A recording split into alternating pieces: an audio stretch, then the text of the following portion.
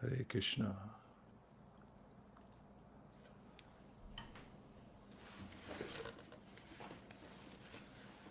Pre-Kishore, where's the violin?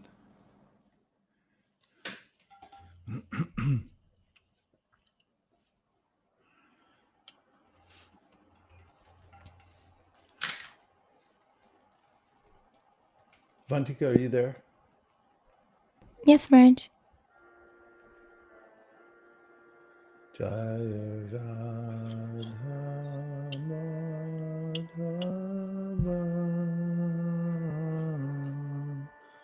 Jaya Kunjari Hare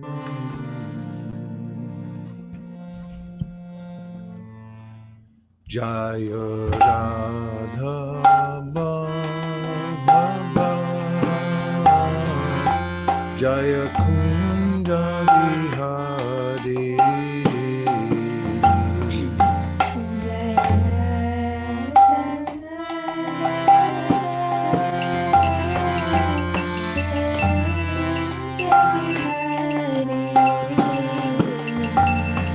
Jaya Radha Madhava Jaya Kunjari Hare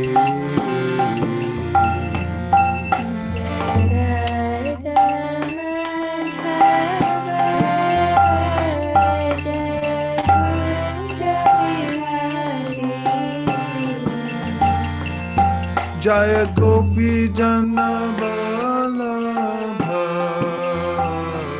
Jaya Girivardhari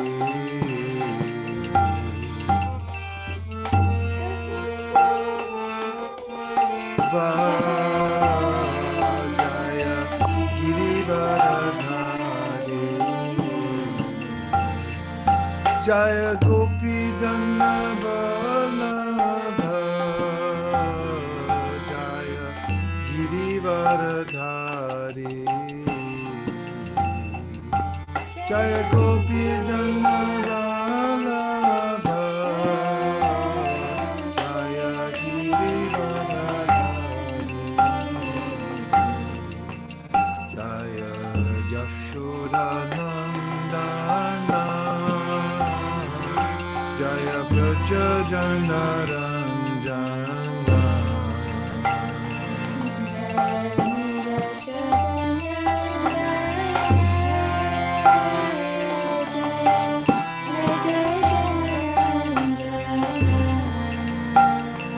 Jaya Yashodanandana Jaya Braja Janaranjana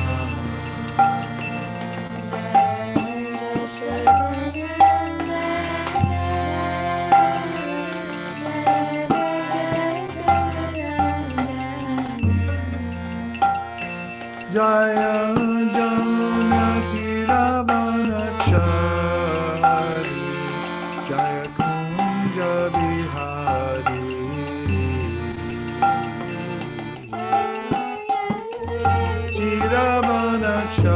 Tiravanachari Jaya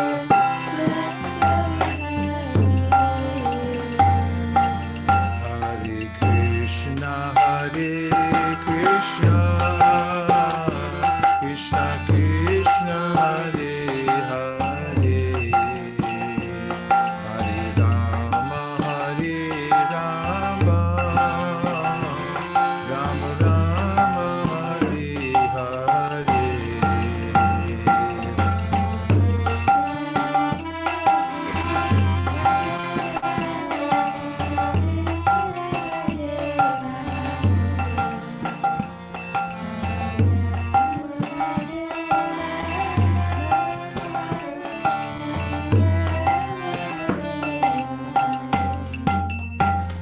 Hare Krishna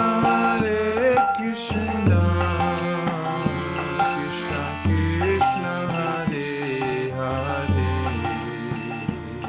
Hare Rama Rama Rama Hare Hare Hare Krishna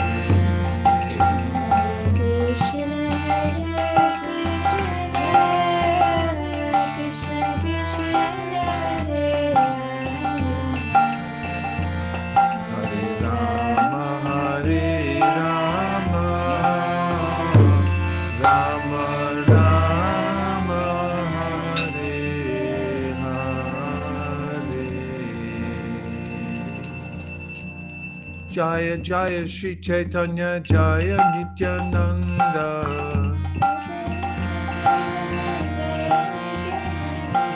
Jaya Dvaita Chandra Jaya Gaura Bhakta Vrinda.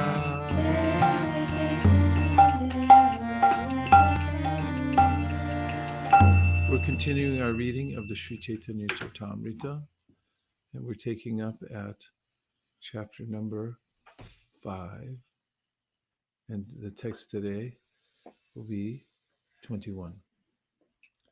Prema netre taki tar saru prakash gopa gopi shange jahar krishnara bilash. Prema netre, with the eyes of love of Godhead. Dake, one sees, tar, its, swarup prakash, manifestation of identity. Gopa, cowherd boys, gopi shange, with the cowherd damsels. Jaha, where? Krishnara bilash, the pastimes of Lord Krishna. But with the eyes of love of Godhead, one can see its real identity. But with the eyes of love of Godhead, one can see its real identity as the place where Lord Krishna performs his pastimes with the cowherd boys and cowherd girls. Text 22.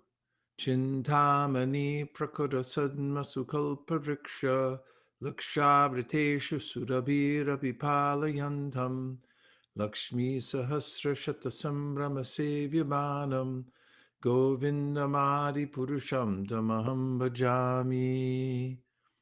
Chintamani, touchstone. Prakara, groups made of. Sadmasu, in abodes. Kalpavriksha, of desire trees. Lakha, by millions.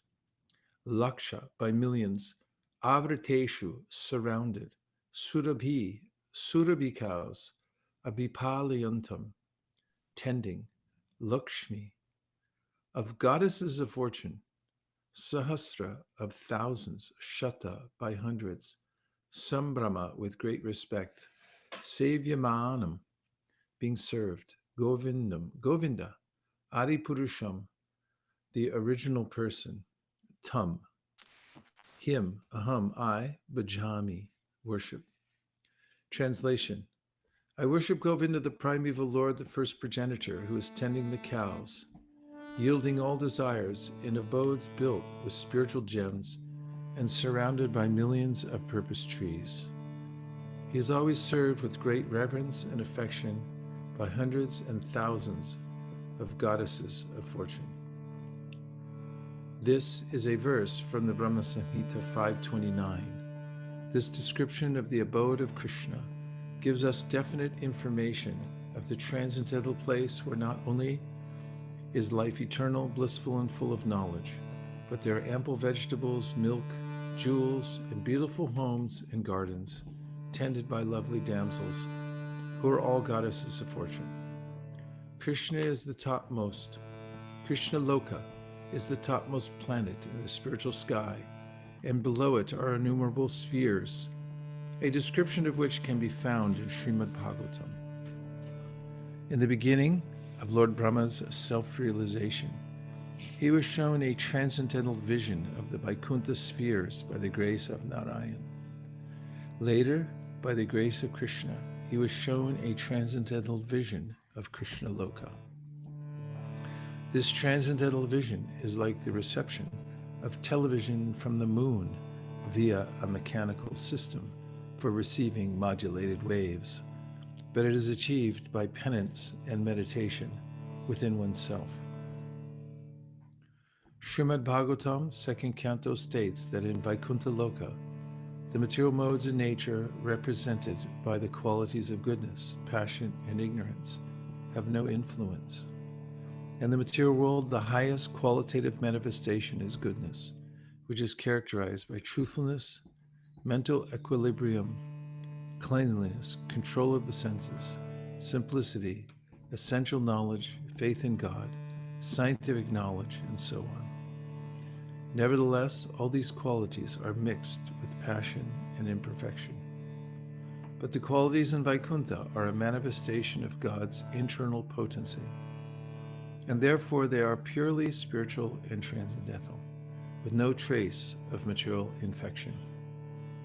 No material planet, even Satyaloka, is comparable in quality to the spiritual planets, where the 5 inherent qualities of the material world, namely ignorance, misery, egoism, anger, and envy, are completely absent. In the material world, everything is a creation. Anything we can think of within our experience, including even our bodies and minds, was created. This process of creation began with the life of Brahma, and the creative principle is prevalent all over the material universe because of the quality of passion. But since the quality of passion is conspicuous by its absence in the Vaikuntha planets, nothing there is created. Everything there is eternally existent. And because there is no mode of ignorance, there is also no question of annihilation or destruction. In the material world, one may try to make everything permanent by developing the above-mentioned qualities of goodness. But because the goodness in the material world is mixed with passion and ignorance, nothing here can exist permanently, despite all the good plans of the best scientific brains. Therefore, in the material world, we have no experience of eternity, bliss, and fullness of knowledge. But in the spiritual world, because of the complete absence of the qualitative modes, everything is eternal, blissful, and cognizant. Everything can speak, everything can move, everything can hear, and everything can see in fully blessed existence for eternity. The situation being so, naturally, space and time, in the forms of past, present, and future, have no influence there. In the spiritual sky, there is no change because time has no influence. Consequently, the influence of Maya, the total external energy, which induces us to become more and more materialistic and forget our relationship with God, is also absent there. As spiritual sparks of the beams emanating from the transcendental body of the Lord, we are permanently related with Him and equal to Him in quality. The material energy is a covering of the spiritual spark, but in the absence of that material covering, the living beings in Vaikuntha Loka are never forgetful of their identities. They are eternally cognizant of their relationship with God in their constitutional position of rendering transcendental loving service to the Lord. Because they constantly engage in the transcendental service of the Lord, it is natural to conclude that their senses are also transcendental, for one cannot serve the Lord with material senses. The inhabitants of Vaikuntha Loka do not possess material senses with which to lord it over material nature. Persons with a poor fund of knowledge conclude that a place void of material qualities must be some sort of formless nothingland. Persons with a poor fund of knowledge conclude that a place void of material qualities must be some sort of formless nothingness. In reality, however, there are qualities in the spiritual world, but they are different from the material qualities because everything there is eternal, unlimited, and pure. The atmosphere there is self-illuminating, and thus there is no need of a sun, a moon, fire, electricity, and so on. One who can reach that abode does not come back to the material world with a material body.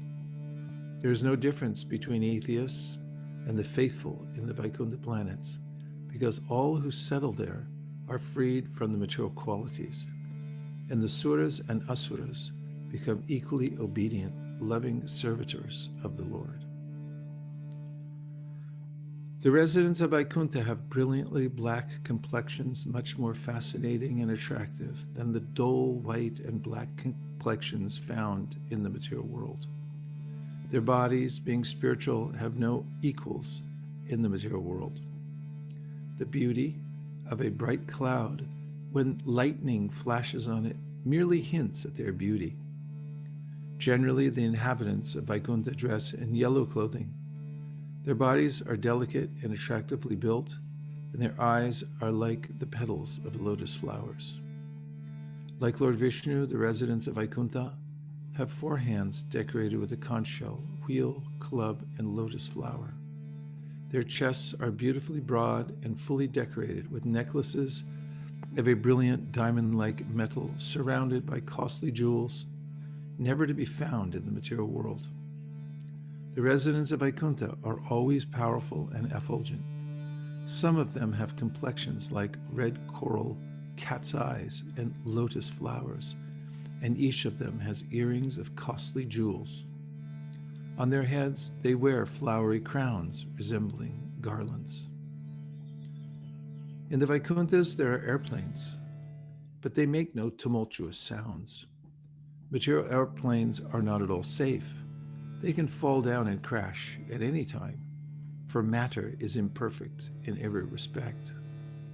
In the spiritual sky, however, the airplanes are also spiritual, and they are spiritually brilliant and bright. These airplanes do not fly business executives, politicians, or planning commissions as passengers, nor do they carry cargo or postal bags, for these are all unknown there. These planes are for pleasure trips only, and the residents of Vaikuntha fly in them with their heavenly, beautiful, fairy-like consorts. Therefore, these airplanes full of residents of Vaikuntha, both male and female, increase the beauty of the spiritual sky. We cannot imagine how beautiful they are, but their beauty may be compared to the clouds in the sky, accompanied by silver branches of electric lightning. The spiritual sky of Vaikuntha Loka is always decorated in this way. The full opulence of the internal potency of Godhead is always resplendent in Vaikuntha Loka, where goddesses of fortune are ever increasingly attached to serving the lotus feet of the personality of Godhead. These goddesses of fortune, accompanied by their friends, always create a festive atmosphere of transcendental mirth. Always singing the glories of the Lord, they are not silent even for a moment.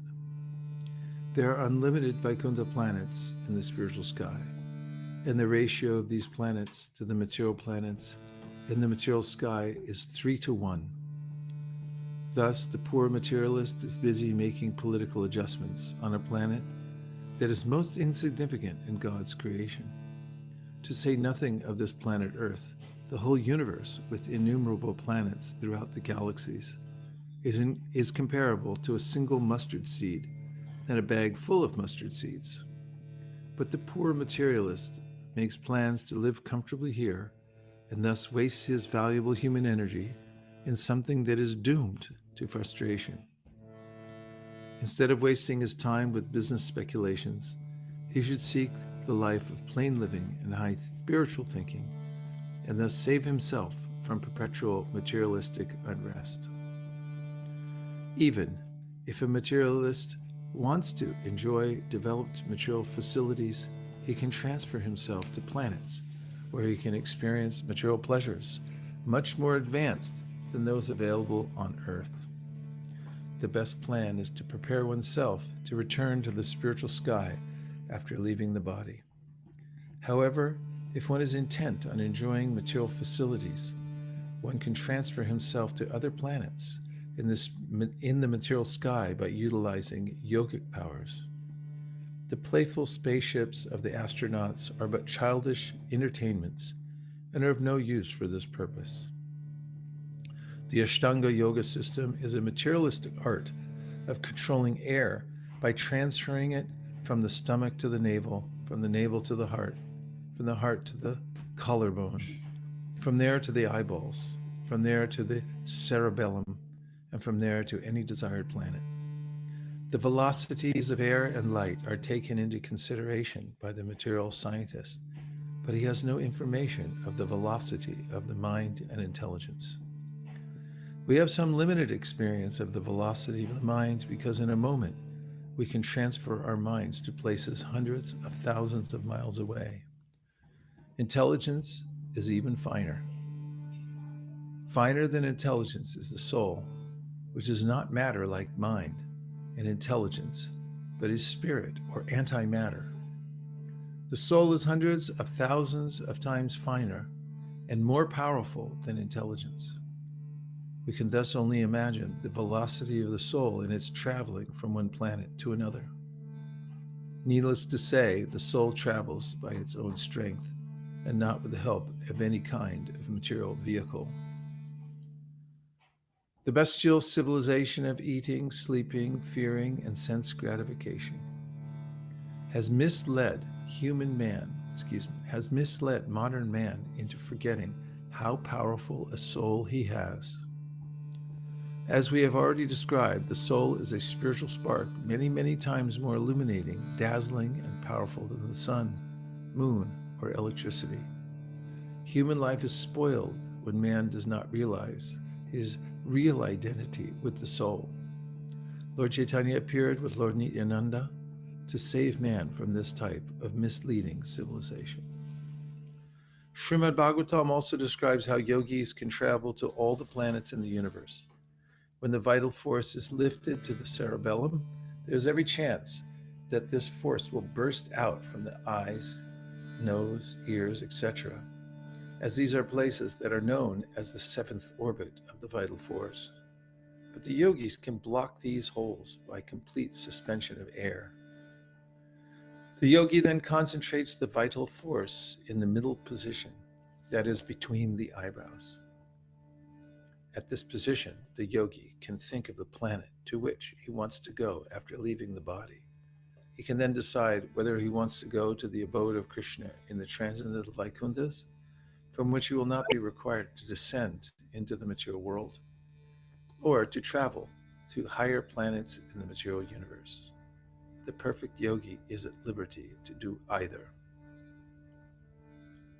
For the perfect yogi, who has attained success in the method of leaving his body in perfect consciousness, transferring from one planet to another is as easy as an ordinary man's walking to the grocery store. As already discussed, the material body is just a covering of the spiritual soul. Mind and intelligence are the undercoverings, and the gross body of earth, water, air, and so on is the overcoating of the soul. As such, any advanced soul who has realized himself by the yogic process, who knows the relationship between matter and spirit, can leave the gross dress of the soul in perfect order and as he desires. By the grace of God, we have complete freedom. Because the Lord is kind to us, we can live anywhere, either in the spiritual sky or in the material sky, upon whichever planet we desire. However, misuse of this freedom causes one to fall down into the material world and suffer the threefold miseries of conditioned life. The living of a miserable life in the material world by dint of the soul's choice is nicely illustrated by Milton in Paradise Lost. Similarly, by choice, the soul can regain paradise and return home, back to Godhead. At the critical time of death, one can place the vital force between the two eyebrows and decide where he wants to go. If he is reluctant to maintain any connection with the material world, he can, in less than a second, reach the transcendental abode of Vaikuntha and appear there completely in his spiritual body, which will be suitable for him in the spiritual atmosphere. He has simply to desire to leave the material world both in finer and in grosser forms, and then move the vital force to the topmost part of the skull and leave the body from the hole in the skull called the Brahmarandra. This is easy for one perfect in the practice of yoga. Of course, man is endowed with free will, and as such, if he does not want to free himself from the material world, he may enjoy the life of Brahmapada, occupation of the post of Brahma, and visit Siddhaloka, the planets of materially perfect beings, who have full capacities to control gravity, space, and time.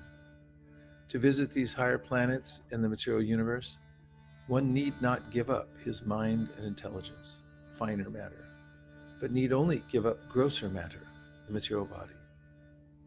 Each and every planet has its particular atmosphere, and if one wants to travel to any particular planet within the material universe, one has to adapt his material body to the climatic condition of that planet. For instance, if one wants to go from India to Europe, where the climatic condition is different, one has to change his body, one has to change his dress accordingly. Similarly, a complete change of body is necessary if one wants to go to the transcendental planets of Vaikuntha.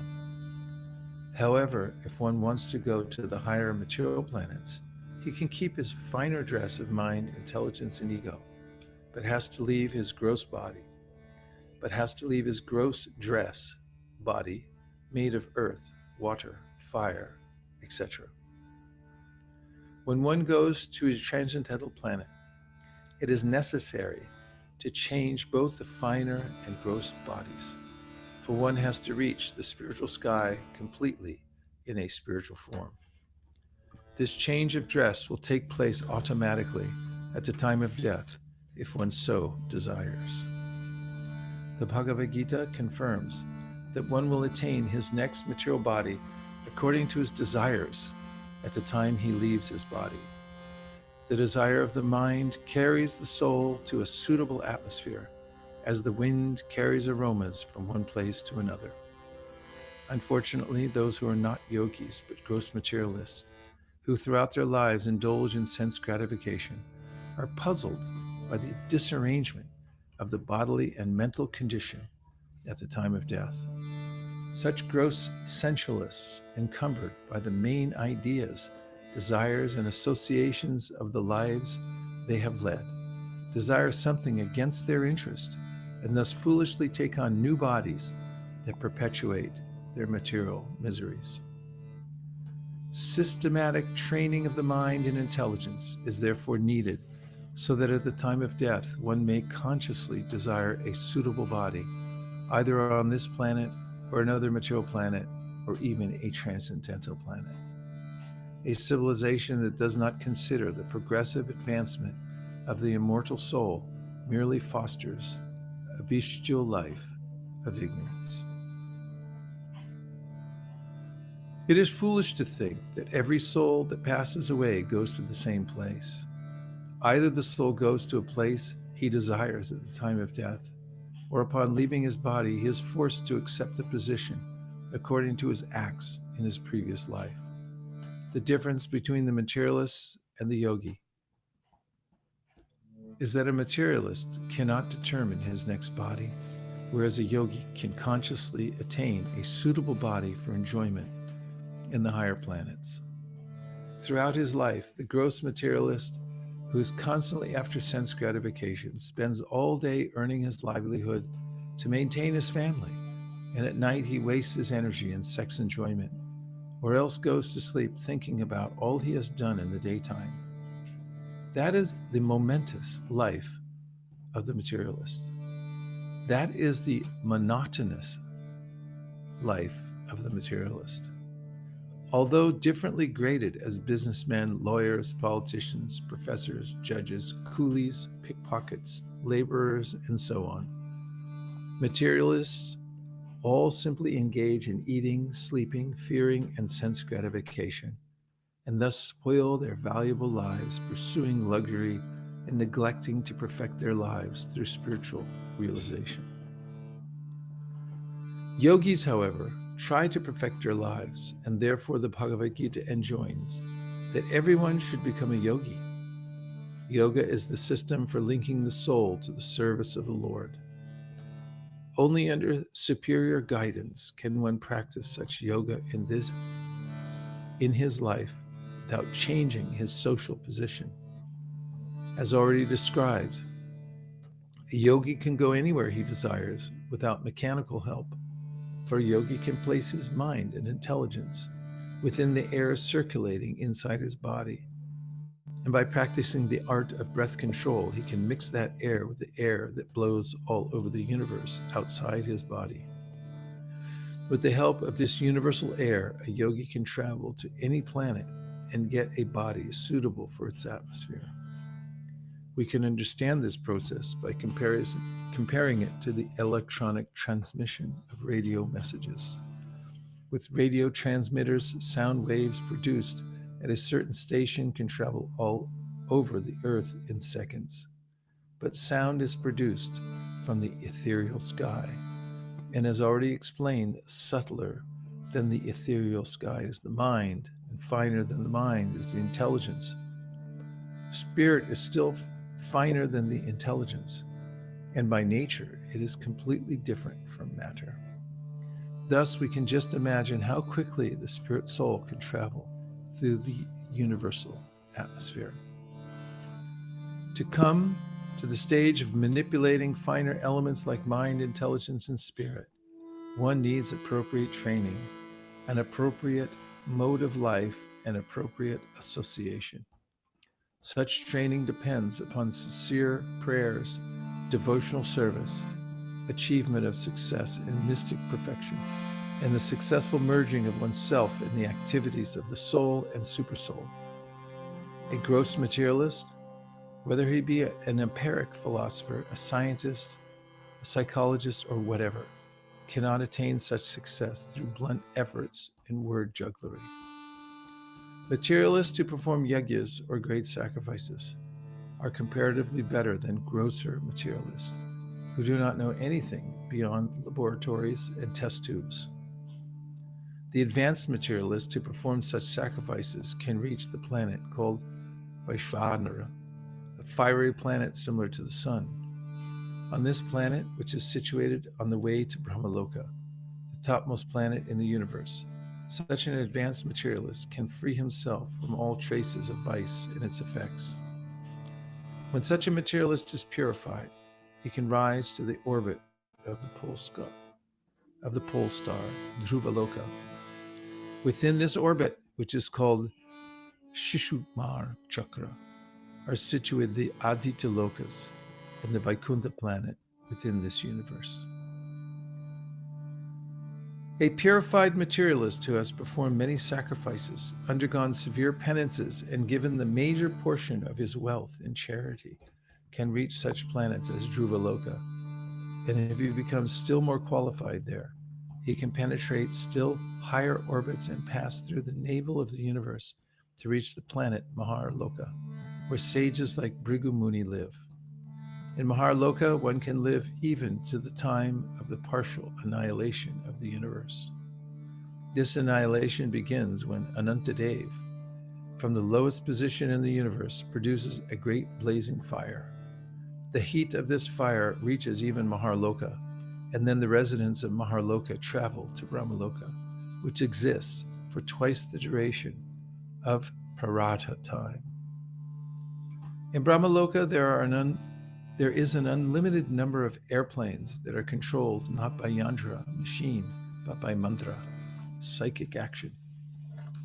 Because of the existence of the mind and intelligence on Brahmaloka, its residents have feelings of happiness and distress, but there's no cause of lamentation from old age, death, fear, or distress. They feel sympathy, however, for the suffering living beings who are consumed in the fire of annihilation.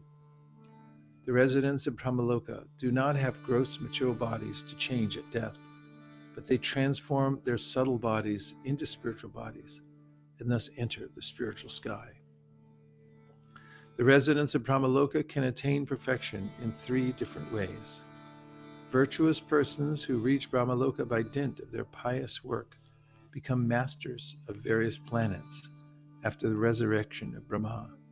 Those who have worshipped Garbhodakshaya Vishnu are liberated with Brahma, and those who are pure devotees of the personality of Godhead at once push through the covering of the universe and to enter the spiritual sky. The numberless universes exist together in foam-like clusters, and so only some of them are surrounded by the water of the causal ocean. When agitated by the glance of Karnadakshayi Vishnu, material nature produces the total elements, which are 8 in number, and which gradually evolve from finer to gross.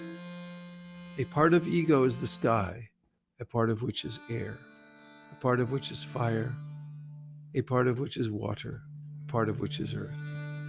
Thus, one universe inflates to an area of 4 billion miles in diameter.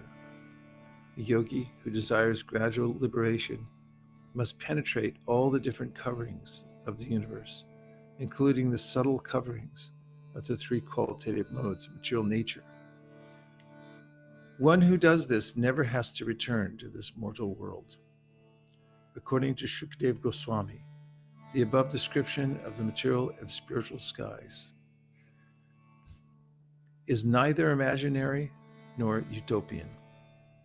The actual facts are recorded in the Vedic hymns, and Lord Vasudeva disclosed them to Lord Brahma when Brahma satisfied him. One can achieve the perfection of life only when he has a definite idea of Vaikuntha and the Supreme Godhead. One should always think about and describe the Supreme Personality of Godhead, for this is recommended in both the Bhagavad Gita and the Bhagavata Purana, which are 2 authorized commentaries upon the Vedas.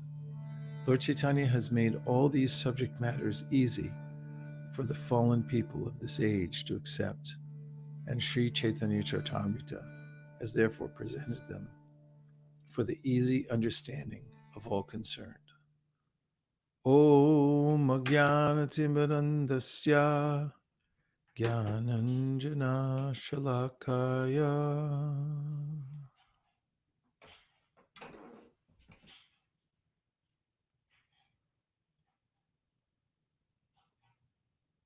Please give me a first note.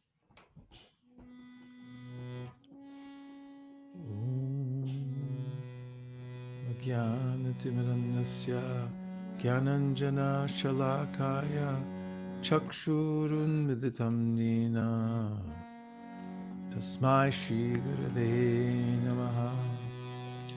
Shri Chaitanya Manobhishtam Stapitam Yena Bhutale Swayam Rupa Kadahmayam Tadati Swa Padantikam Vandeham Sri Guru Sri Yuta Padakamalam Sri Gurun Vaishnavamscha Sri Rupam Sagrajatam Sahagana Raghunathan Vitam Tam Sajivam Sadvaitam Savathutam Parijana Sahitam Krishna Chaitanya Devam Shri Radha Krishna Padam Sahagana Lalita Shri Vishakam Vitamscha. He Krishna Karuna Sindho Dinabandho Jagatpate Gopesha Gopika Kanta Radha Kanta Namostute Tapta Kanchana Gaurangi Radhe Vrindavaneshwari Vrishabhanu Sute Devi Pranamami Hari Priye Vanchakalpatarubhyascha kripasindobhya eva cha patitanam pavanebhyo vaishnavebhyo namo namaha. Nitainamine namirhate shadamuye namdite chetai.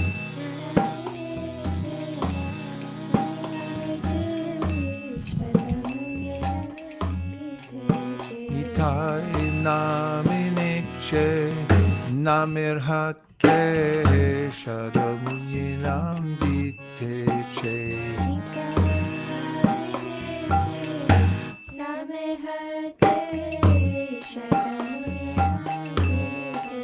Nitai naminiche namirhate shadamunye namdite che.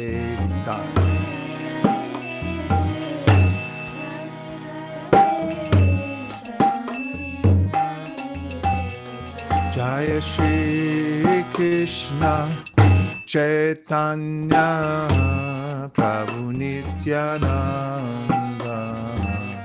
Shri Advaita Gadadhar Shivasari Gaura Bhakta Vrinda Jaya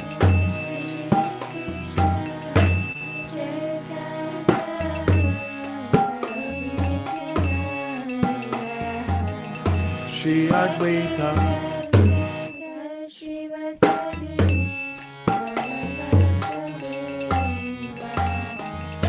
Hare Krishna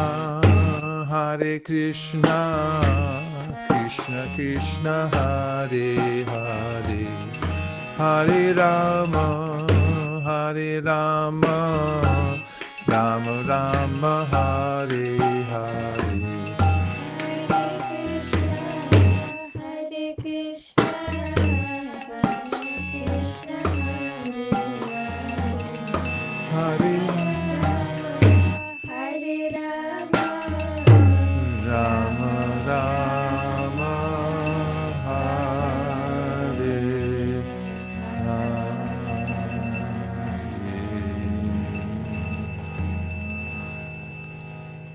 Just taking my drum off.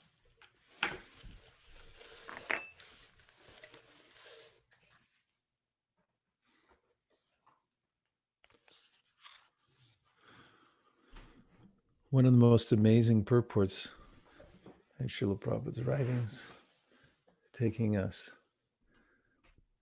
through the entire philosophy of Krishna consciousness just in a few pages. And at the end of the purport, Prabhupada mentions how without knowing about the Vaikuntha worlds, and it's impossible to go there, which makes sense, as wherever we point our attention, we tend to go. Also noteworthy is that Krishna has given us freedom. And in the Gita, Krishna then says, Yanti Deva Vrta Devan Pitrin Yanti Pratir Vrta Bhutani Yanti Bhuteja Yanti Mam Vyajinopi Mam. That you can go wherever you wish. And then he teaches the science of how it works.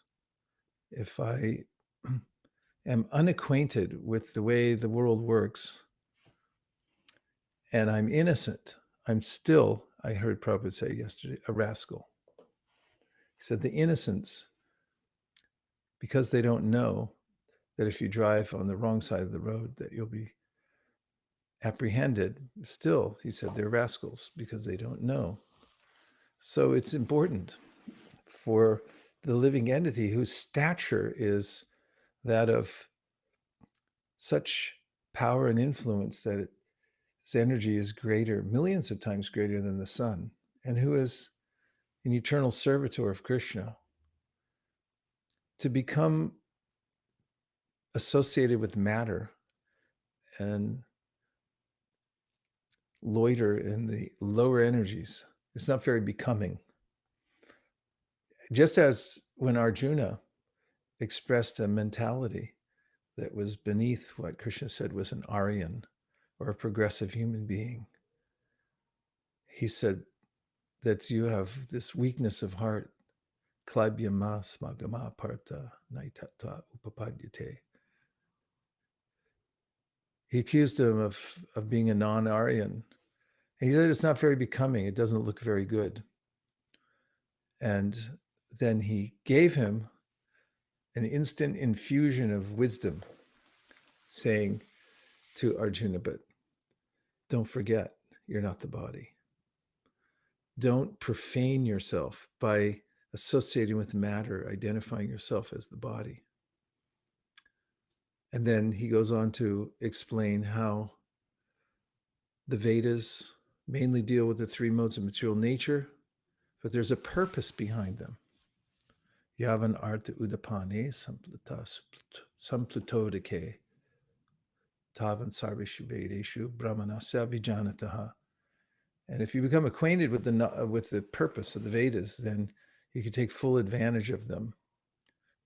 Prabhupada says that the Bhagavad Gita is a perfect summary of all of the Vedic wisdom. Krishna summarized it there. And he's given the essence at the end, Sarvadharman Parityaja, just surrender unto me. But people in general don't know any of this. It comes as a revelation. It sounds fantastical. Nonetheless, their lives go on in monotony, going on with the same kind of activities that animals are habituated to: eating, sleeping, mating, and defending.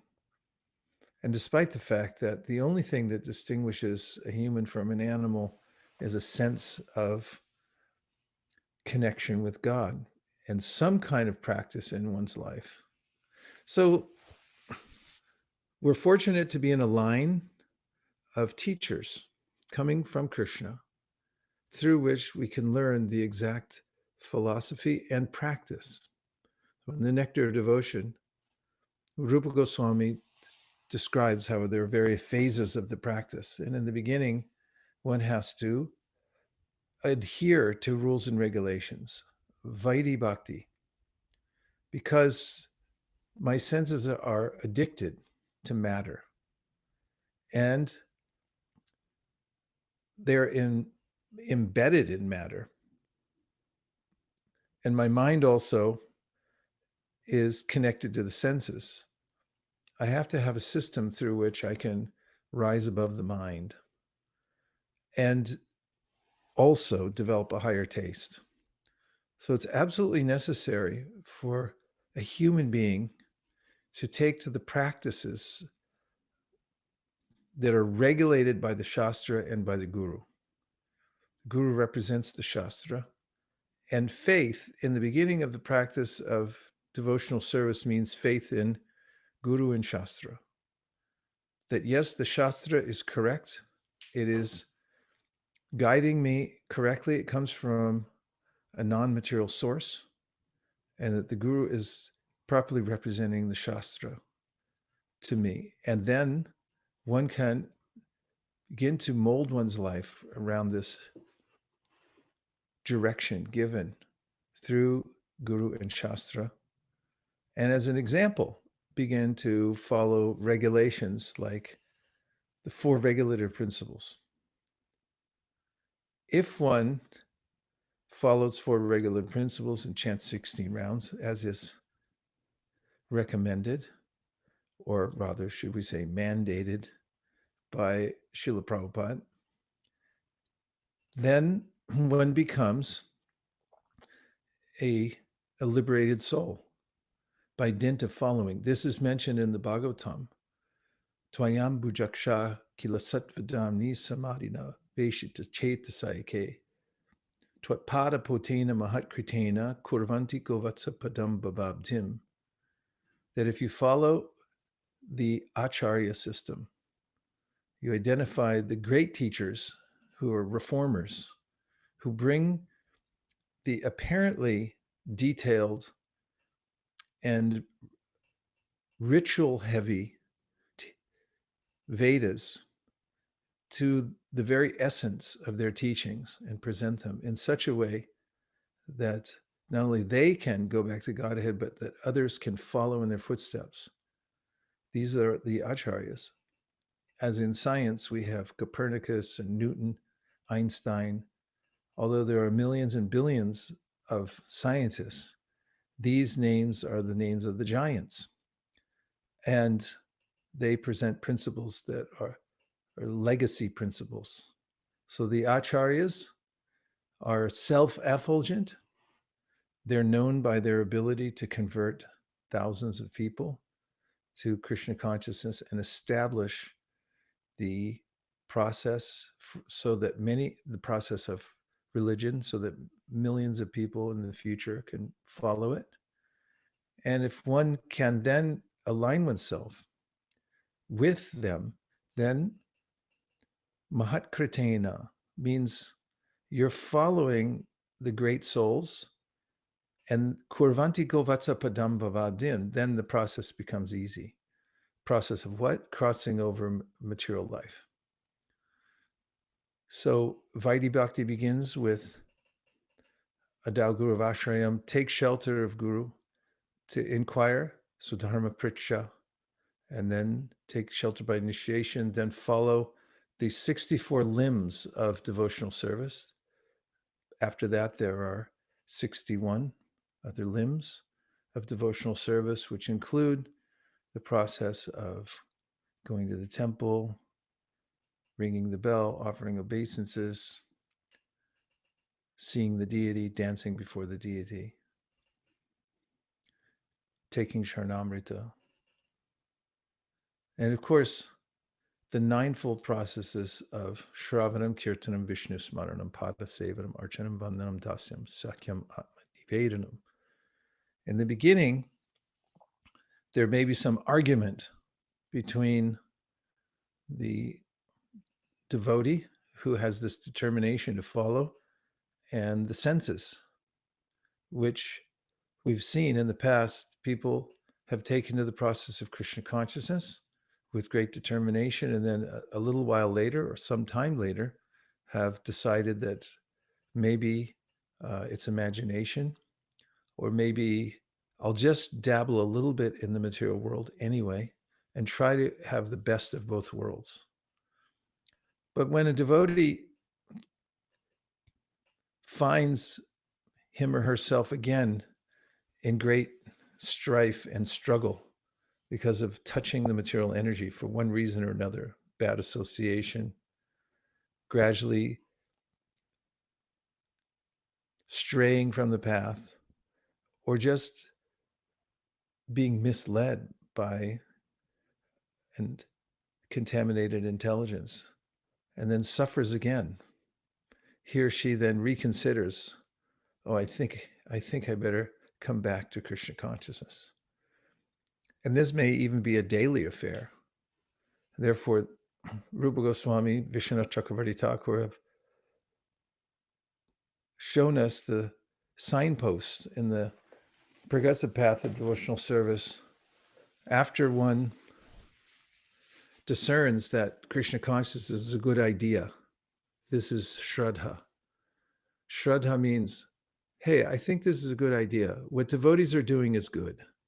This is the beginning of Shraddha. Prabhupada said there's a feeling that, yeah, why didn't I think of this before? I should be with these people. That's sadhu sangha.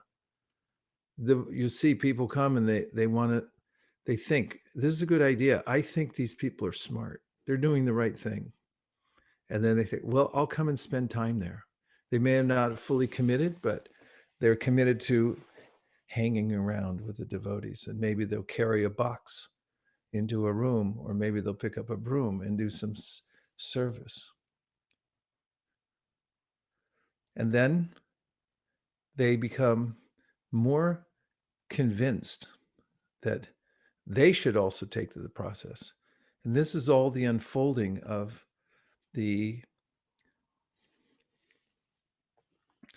advancing sentiments of a person who's being guided by Krishna from within and getting good association from without. So then this is called bhajana kriya, and one decides, yes, I'll also take some vows and follow the process. This is pretty exciting because no one knows what's going to actually happen. But there's this sense that I'm investing everything. You see people when they get initiated, there's a kind of exhilaration because it's just like you take all your assets, all your money, everything you have, house, cars, deeds, inheritances, you put them all in one stock. I'm betting on this, betting on one horse. I'm putting all my money on the Krishna horse. That's it. I once met a gambler. I said, so what is it with you guys? What's the deal? He said, there's a 1,000,000% difference between watching an NFL football game just for the sake of entertainment and betting on the game. He said, when you bet on the game, then it's like 1,000,000 times more exhilarating because you've got a stake in it.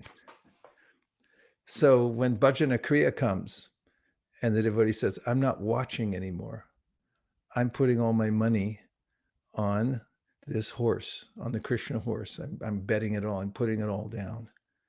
That's why when people get initiated, they're so exhilarated, because it's a million times different than just watching, being a spectator from the outside. Now you're betting everything. I mean, for heaven's sake, you're betting your whole life. You're saying, I'm putting this all down here. I promise for the rest of my life, I'm going to do this. I'm going to follow 4 regular principles, and I'm going to chant 16 rounds. That puts a thunderbolt through the universe when somebody utters those words. And Krishna hears it. Prabhupada once said, he'll observe your life and he'll say, oh, she followed the 4 regular principles for me. She chanted 16 rounds every day for me. Tried to practice the devotional arts for me. Back home, back to Godhead. It's not insignificant. Nonetheless, after one takes that vow, then there's this struggle. All the leftover residue from my connection with the material world, and it's not insignificant. In one way it is, because we have nothing to do with the material nature, but for the practitioner, it seems very significant.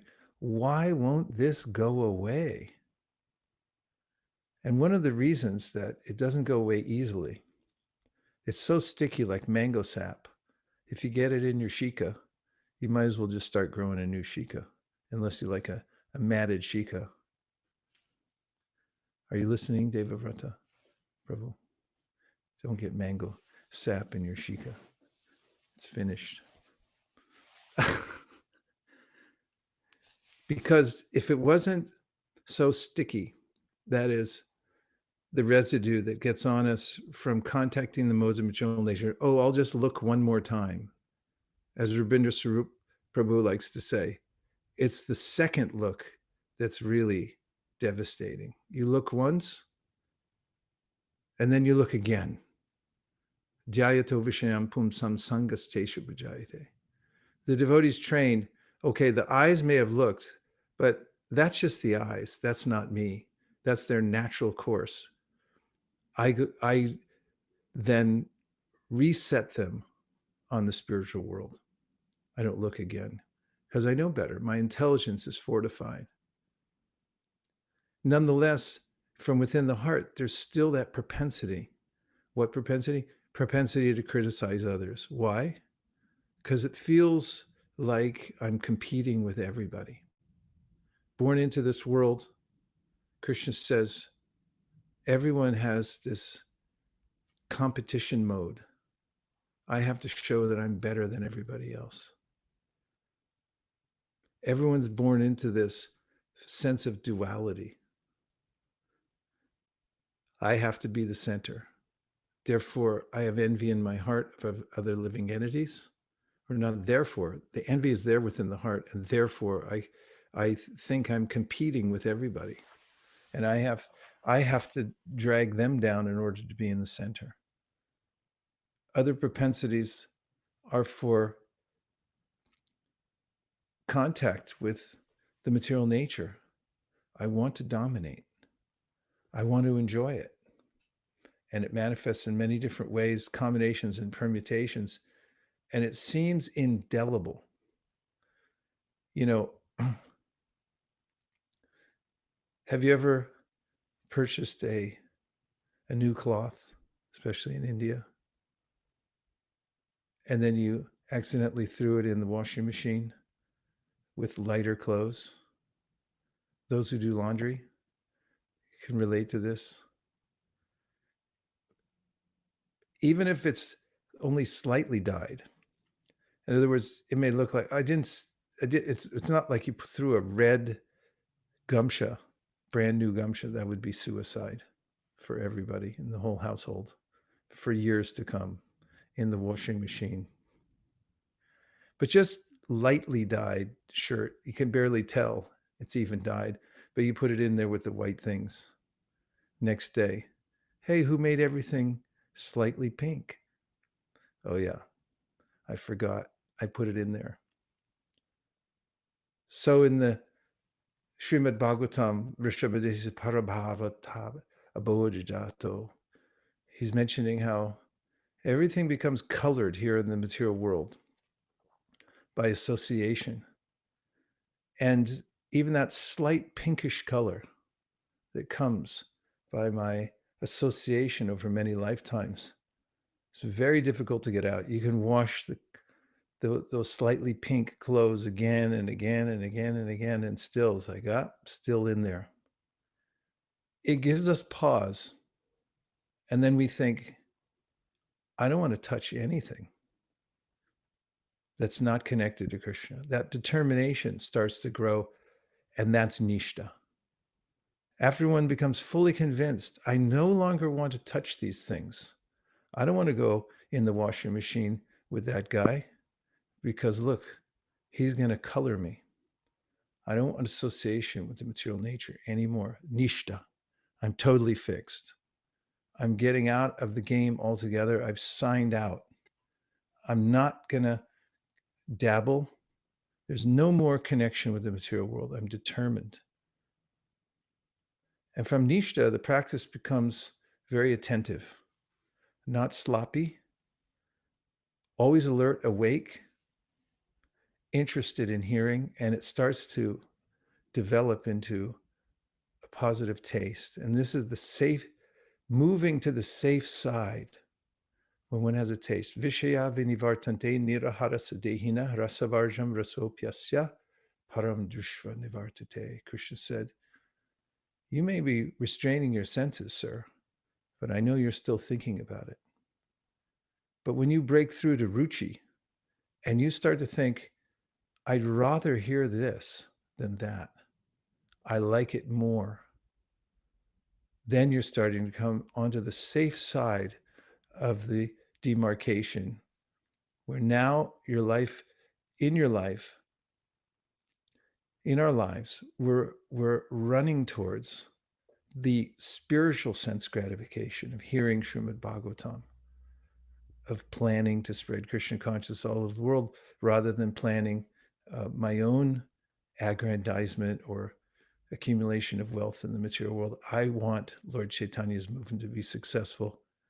I want to accumulate all the verses in the Bhagavatam and hold them in a treasure box and look at them every day and trade them with other jewel merchants who are collecting the same kinds of jewels from the Bhagavatam and other scriptures. And from there, one has so much momentum from ruchi. Then one comes to asakti. And asakti is very rare. That's why it's rare to come to prema. It's one of the 6 characteristics of pure devotional services. It's very rare. Why is it rare? Because not that many people come to asakti. And without asakti, you can't come to bhava. And without bhava, you can't come to prema. This is one of the lines of logic that Rupa Goswami gives, and Vishwanath Chakravarti Thakur and Jiva Goswami describing why it's rare. Because what is asakti?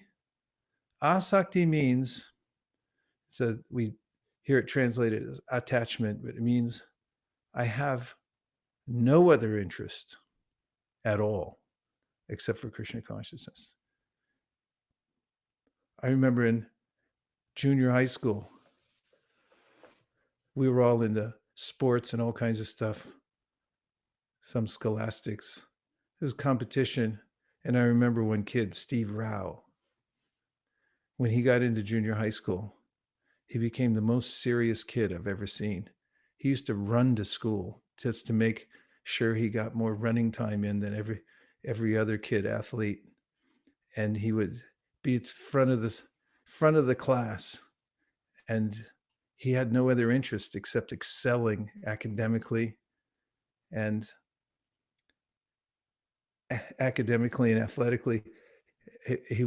You could just watch him walking from one class to the next, walking onto the athletic field, totally fixed. I always think of him, what it looks like when somebody transforms into asakti. I've got no other business. Or my friend Dave Dibburn, when he bursts in the door one summer night at our house, he had shaved his hair off, which was sacrilege in the 1970s or late 60s. He couldn't go without long hair. And he said, "That's it. I'm not messing around anymore. I'm going to learn how to play the flute." He was a flute player. He said, "I've been messing around my whole life. No more. I'm going to practice all day long." He shaved his head. So in any realm, coming to this mood of asakti, that I have no other business, it's very rare, but this is the position in devotional service where a person becomes completely absorbed in the practice, from which time there's an evolution to bhava and prema. But we have to start where we are and hear about the ultimate goal of life. And if we don't, then someone else will introduce another idea about what the goal of life is or what success looks like. And there are unlimited ideas that people have, millions and millions and millions. So Krishna says in the Bhagavad Gita, Vyavasayatmika buddhir eke ha kurunandana. Bahu shaka hyanantascha buddhayo vyavasayanam. If you don't come to at least nishta or asakti, you're in danger, because somebody's going to come along and say, "Hey, little jiva, here's a little plan for you. Let's drill down in and look at molecules the rest of our lives and try to discover something." Well, good luck, because after you do, then there'll be a variant strain and all your research will be irrelevant. It's not a statement to say we can't have a career in the material world, but don't drill so into it that you forget the goal of life. Otherwise, bahu shakya hyanantascha, Buddha yo vyavasayanam. Vrindavan Priya told me once, in science of physics, you can drill into one tiny little section of Krishna's creation and become so absorbed in it for 20 years studying it, one little patch of earth or sky or some part of the physical nature. He said that you forget everything else, and after the 20 years, you have absolutely no idea what you're looking at anyway. So in this verse, Prabhupada's directing us. Here's a picture of the spiritual world. Here are what some yogis do to get there. The bhakti yogis have a clear path connected to what we heard this morning by Sri Caitanya Mahaprabhu, giving us this opening so we could, through the chanting of Hare Krishna and following a few of the basic principles of human life, we could become elevated to the highest position. And it's such a relief to hear somebody unabashedly describe what God looks like, what the spiritual world is, where it is, what the material world's like, and to call it out for what it is. That it leaves us feeling exhilarated and inspired, doesn't it? Okay, we'll just take a few reflections or questions. I'm going to look on the board and see if we won anything. So if you're going to try to put something up, better do it quick. Reflections. Hey, Sri Madhava Mahotsava.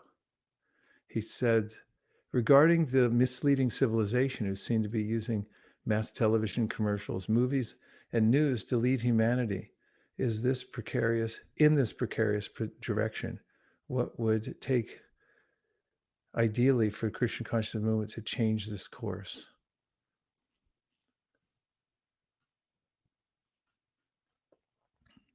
Well, there's two sides to that.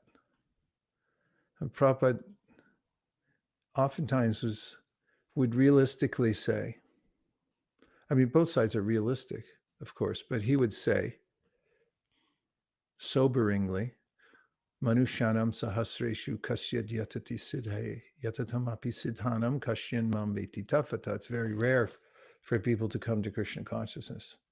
Because oftentimes, although Prabhupada's goal was huge to spread Krishna consciousness all over the world, and he was determined to do so, and he did it. He set the foundation on every continent of the world. He still would observe that it's a rarity for people to actually take to Krishna consciousness.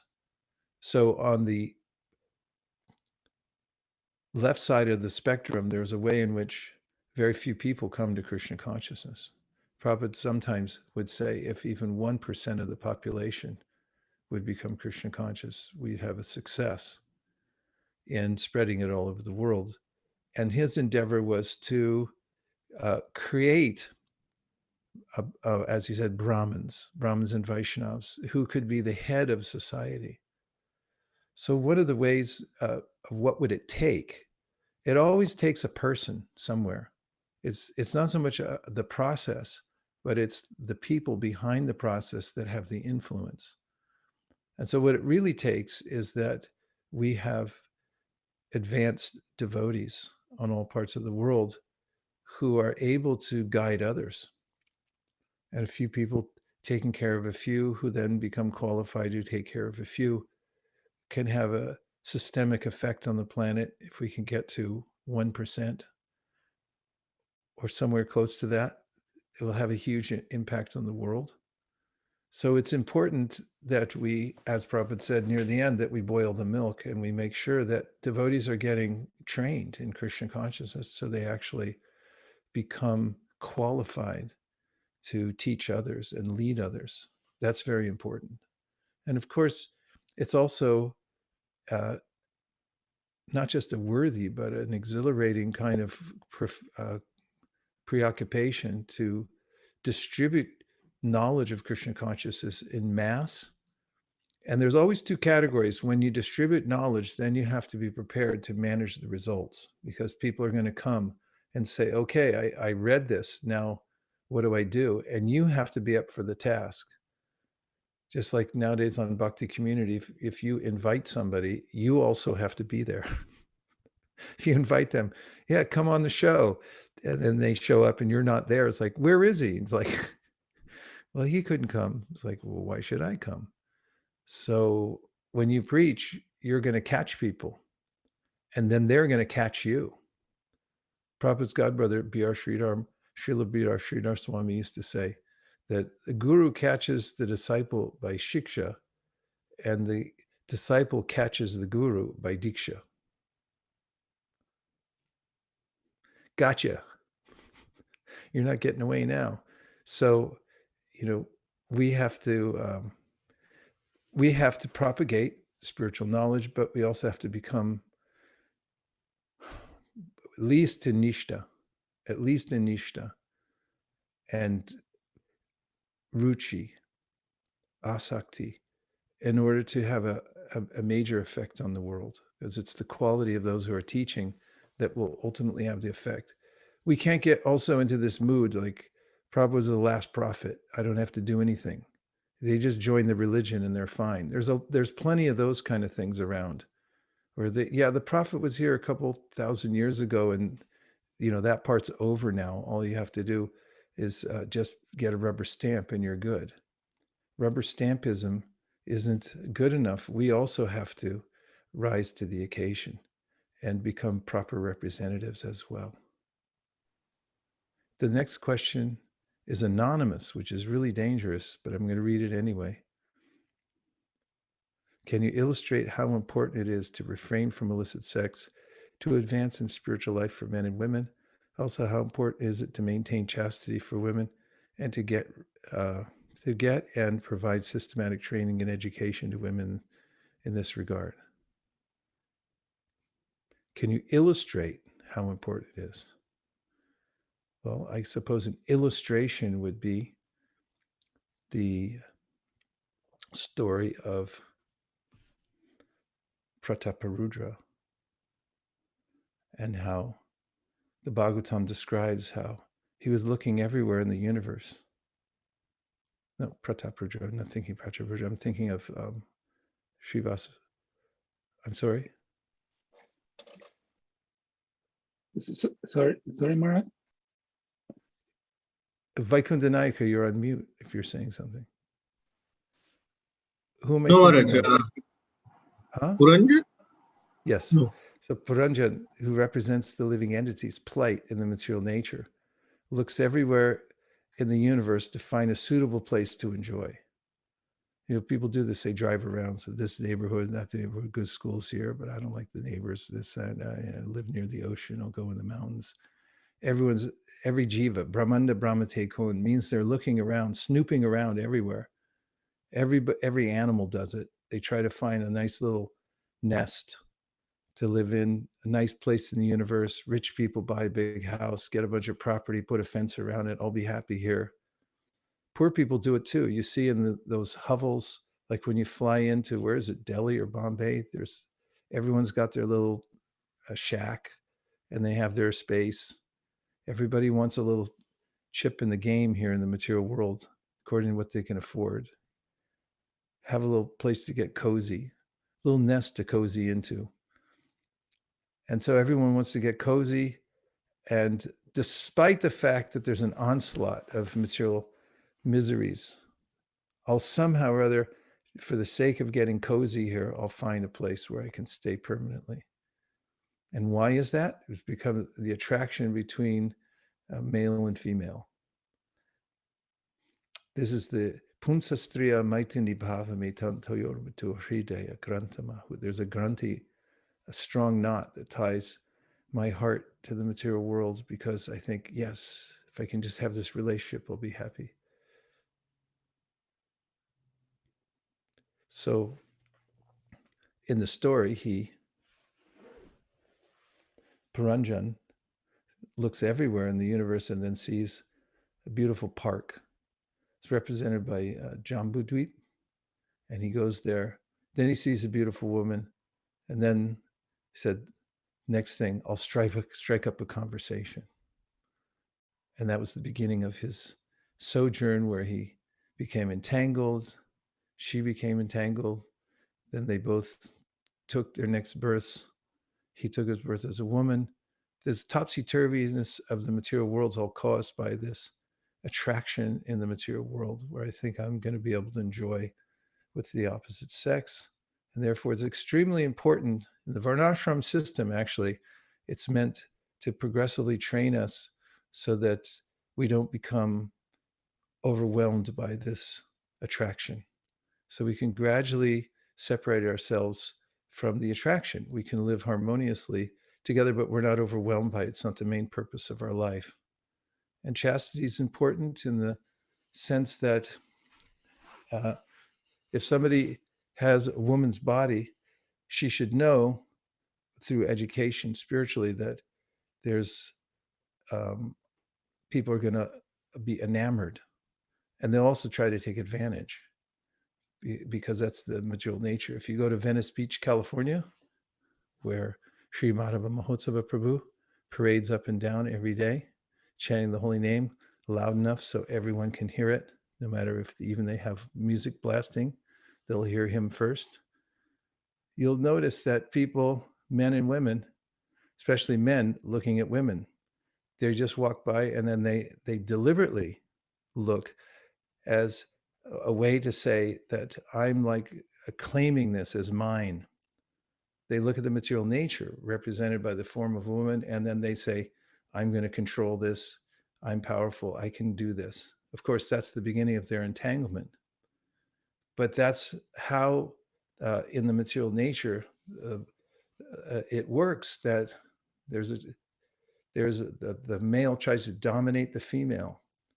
And so female's power is in chastity, is staying aloof and not becoming captured by that, and staying in a safe zone so as not to become victimized by the wolves who are untrained and unrestrained in the material nature. That's the power of chastity. So it's vital for those who want to advance spiritually to learn the process of brahmacharya, or advance to the position of vanaprastha, and then become fully fixed. men and women learn how to live together, and then at the same time just do full service and dedicate themselves to spiritual life. And when there is sexual connection, then it has a higher purpose. You'll see in families where there is sexual connection that when the purpose is for having Krishna conscious children, then there's a very noticeable higher quality to the relationship. We have Tirtha Prabhu with a hand up. I can't see you though. Hare Krishna. Thank you for Hare your Krishna. wonderful presentation. Please accept my humble obeisances. Hare Krishna. I have understood that devotees are not to seek Vaikuntha planets or to seek the four-handed form or to even seek the heavenly realms, but only to seek Krishna, to seek to serve Krishna and to serve the servants of Krishna. So I'm a little surprised that Srila Prabhupada gives so much attention and detail to how to progress to the Vaikuntha planets. So could you help me to understand that discrepancy, or am I understanding incorrectly? Thank you. You're welcome, and good to see you. I mean, I hope I say something where it's worthy of saying you're welcome. Or worthy of your thanks.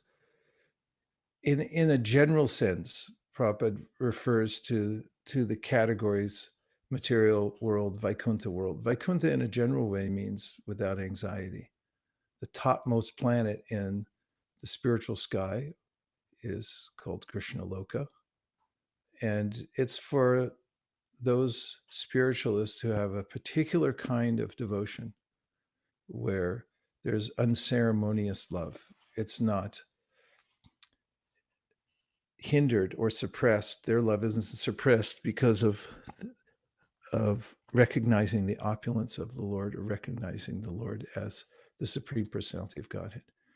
So there are devotees that have that predisposition to go to Vaikuntha. If you visit South India, you'll find lots of people who revel in the opulence of Vaikuntha-nath and relish singing the reverent prayers of the Vedas, the Purusha Sukta, and the approach to the Lord. When I went to see Balaji once, everyone was telling me you have to walk in fast for the darshan and walk out really fast because the guards are there. They won't let you stay.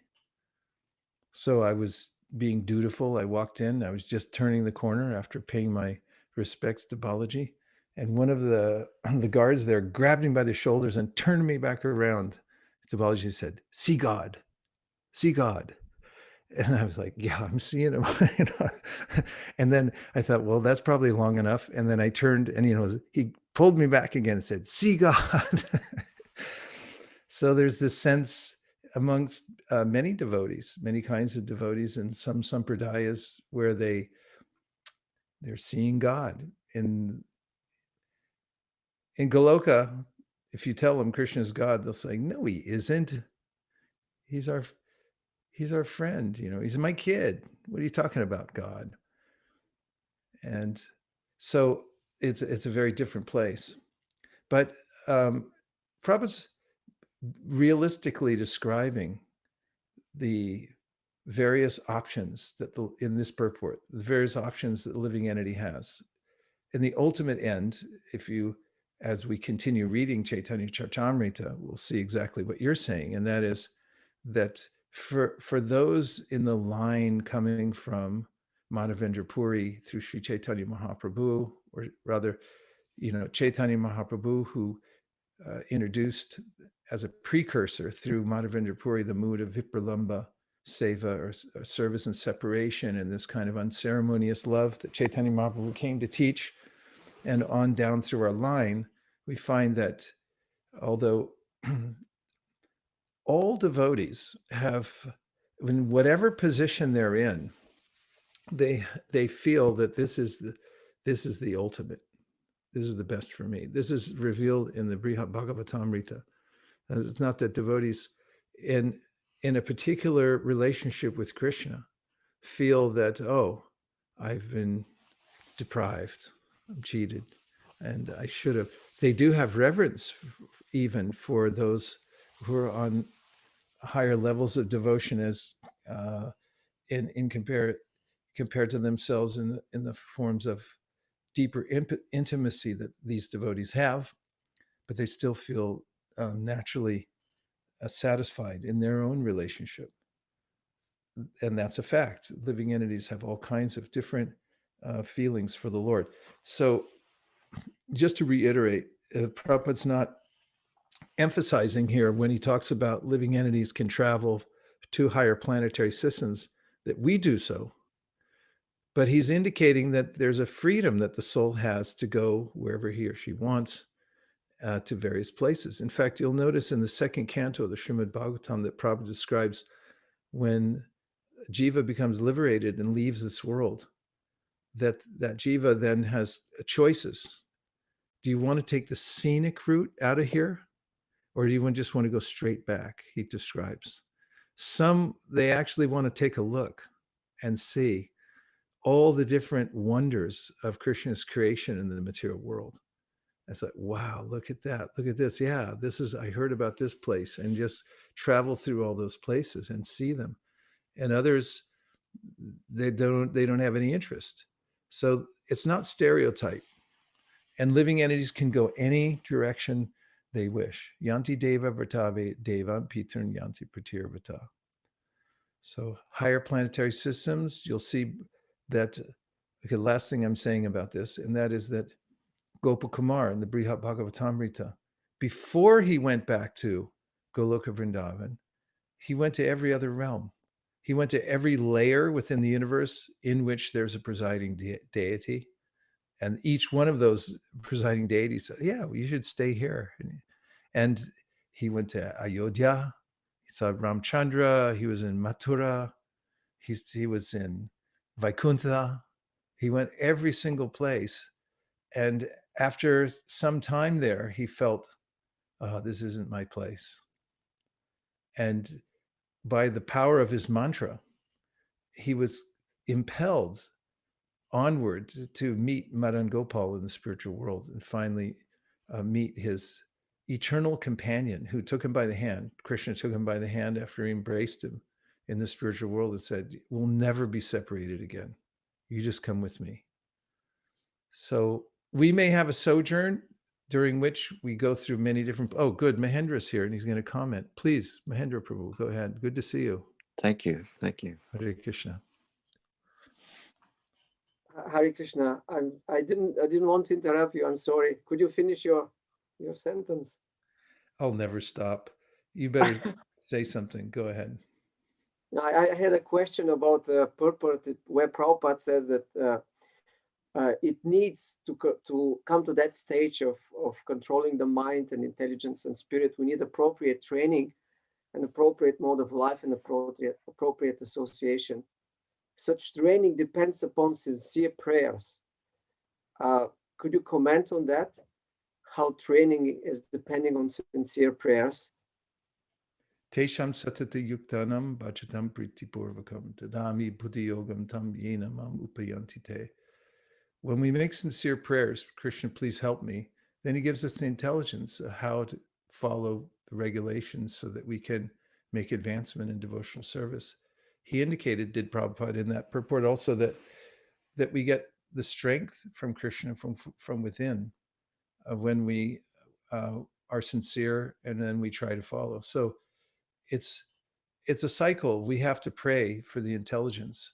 You find in Prahlad's prayers, Gajendra's prayers, Queen Kunti's prayers, they're all asking Krishna, please give me the intelligence so that I can properly follow this and do as you say, ye me matambidam nityam anutishtanti manava, without any envy of your instruction, because there's a way in which I I may reserve some envy for the process. So, the heck with it.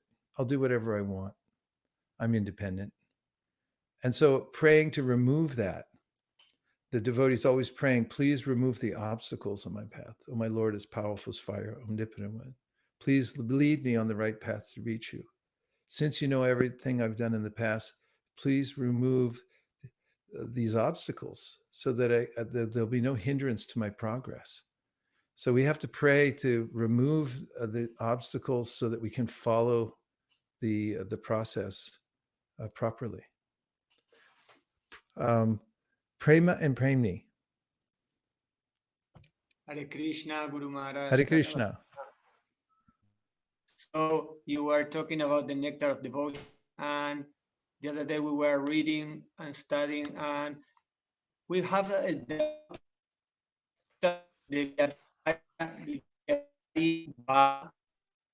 20th chapter. It talks about the ecstasis in aggressive mode, and we didn't like imagine if you can give some example about that ecstasis in aggressive. Well, first of all, Rupa Goswami's task was to catalog every single human emotion and show how it relates or originates in bhakti rasa, in our relationship with Krishna.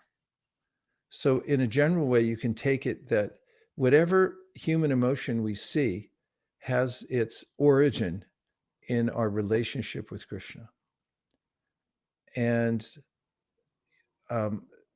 there's a very specific question you're asking that I'll have to, because I don't want to just make some general speculative answer about a particular emotion, but we can do a little research afterwards, or Mahendra can tell us now, specifically, an incident in Krishna Lila of devotional service and aggression. But we see many different, just in general, we see many different kinds of emotions that, like with Kubja, she sees Krishna there in Mathura, and she becomes lusty, and she grabs onto his cloth, like, don't go anywhere, like, I just, like, that's I'm not saying that relates exactly to this point of aggression, because it's a technical term, but I'm saying that every human kind of emotion and interaction is cataloged by Rupa Goswami to show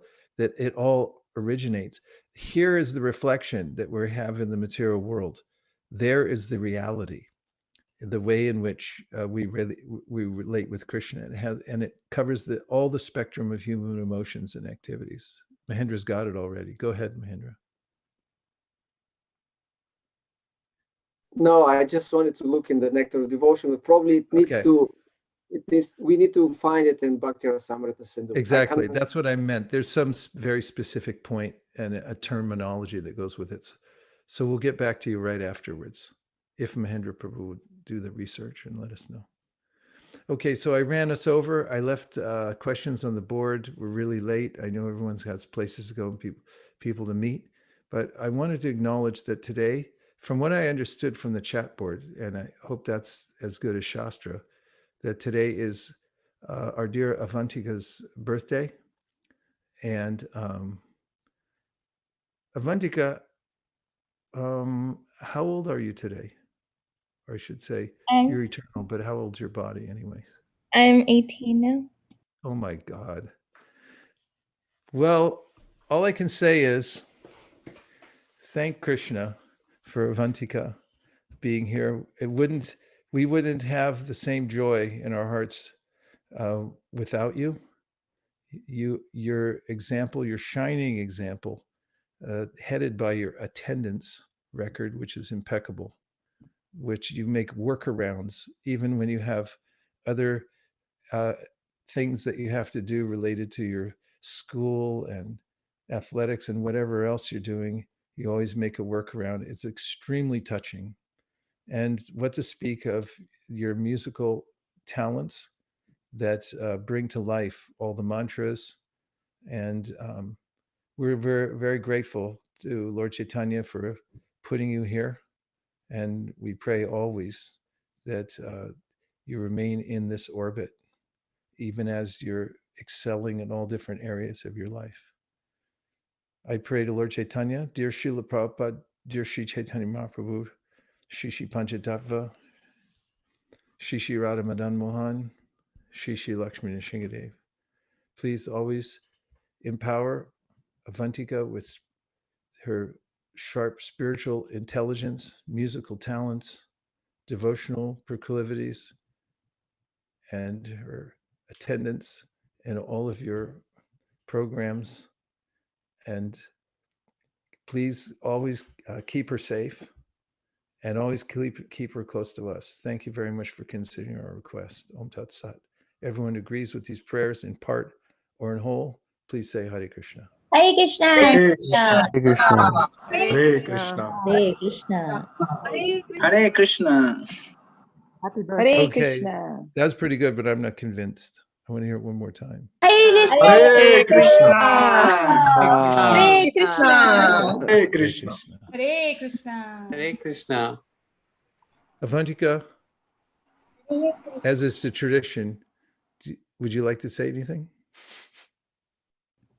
Yes, so I just wanted to thank all the devotees so much for your kind behavior and attitude towards me. It's really what inspires me to continue coming to the temple like every week.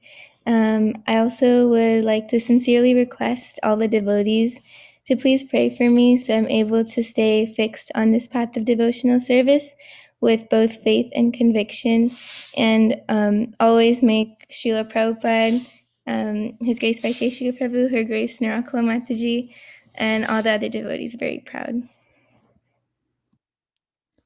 Haribo!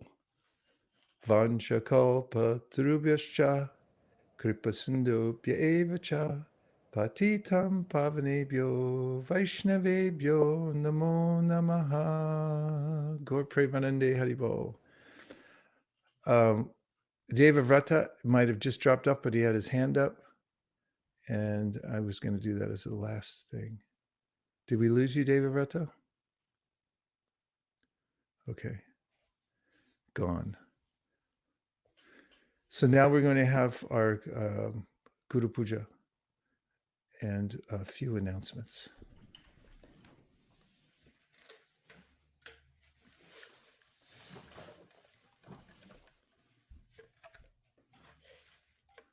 Namasheshtam manamapi shachiputra matra sarupam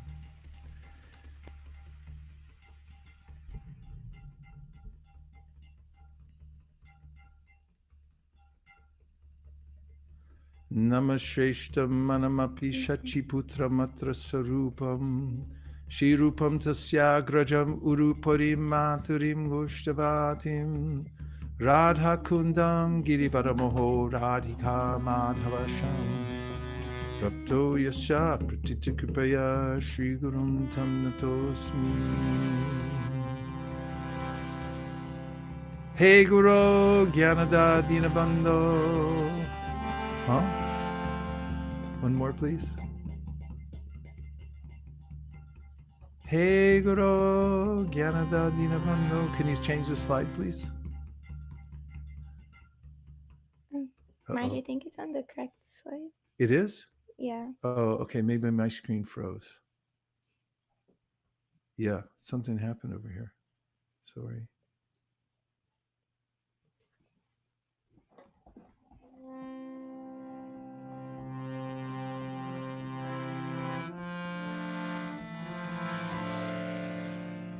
Hey Guru Gyarada Dinabandho Swananda Data Karunaika Sindho Vrindavana Sinahita Avatar Rasira Radha Pranaya Vrasharo.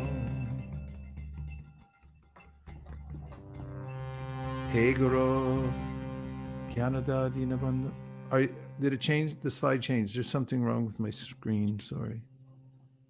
I don't know what it is. Hare Krishna.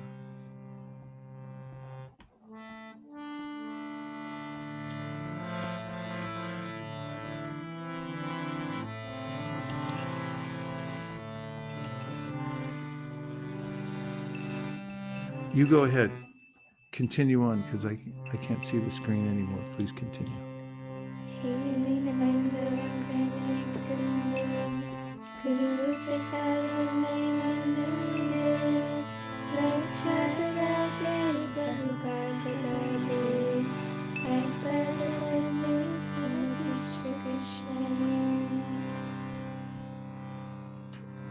I bow down to the beautiful lotus feet of my spiritual master, by whose causeless mercy I have obtained the supreme holy name, whose divine mantra, the service of the son of Sachimartha, the association of Srila Swarup Damodar, Rupa Goswami, and his older brother Sanatana Goswami, the supreme abode of Mathura, the blissful abode of Vrindavan, the divine Radhakund and Govardhan Hill, and the desire within my heart for the loving service of Sri Radhika and Madhava in Vrindavan. O spiritual master, O giver of divine wisdom, O friend of the fallen, you are the giver of your own bliss, and you are the only ocean of mercy. Although dwelling in Vrindavan, you have descended for the welfare of fallen souls like myself, and you are preaching the divine love of Radha for Krishna. Please be kind upon us. O friend of the lowly, O Gurudeva, you are the only ocean of mercy. I am a dull fool and have committed hundreds of thousands of offenses. I have fallen into a dense myriad of sins. Therefore, grace me with your mercy, so that my mind may be fixed on your lotus feet and on Sri Krishna. The lotus feet of our spiritual master are the only way by which we can attain pure devotional service. And I approach his lotus feet with great awe and reverence. By his grace, one can cross the ocean of material suffering and obtain the mercy of Krishna. Our only wish is to have our consciousness purified by the words emanating from his lotus mouth. Attachment to his lotus feet is a perfection that fulfills all desires. He opens our darkened eyes and fills our hearts with transcendental knowledge. He is our Lord, birth after birth. From him ecstatic prema emanates.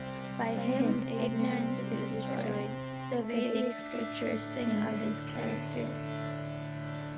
Our spiritual master is the ocean of mercy, the friend of the poor, and the Lord and master of the devotees. O Master, be merciful unto us. Give us the shade of your lotus feet. Your fame is spread all over the three worlds.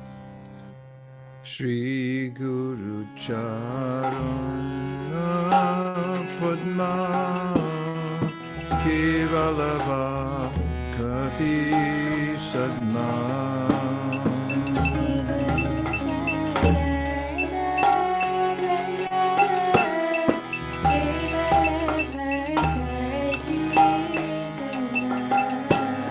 Bando Mui Savadana Mate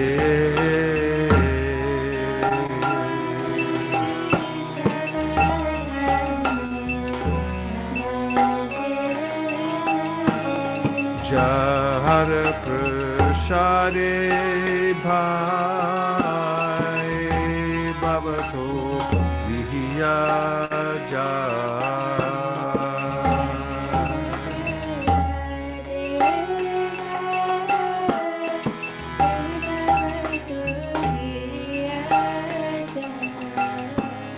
Krishna Prapti Hoy Jaha Hoy Te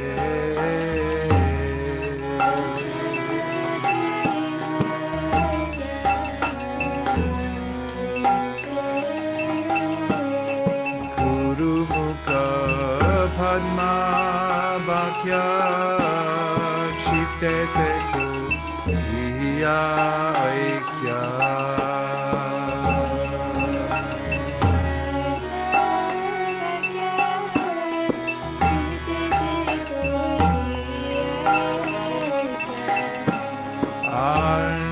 Arnakori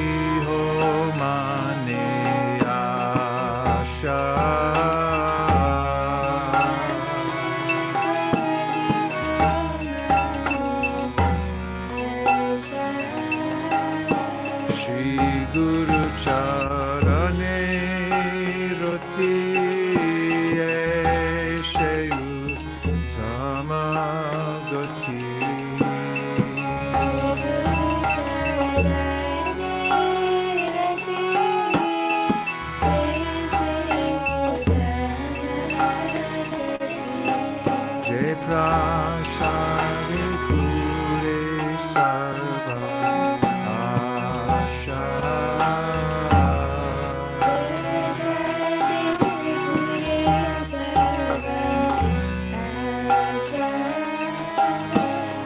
Jai Prasade Pure Sarva Asha.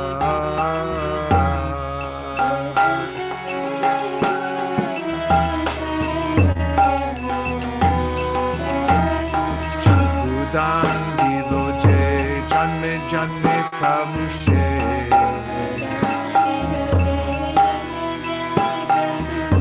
Divyajandhire Prakashita.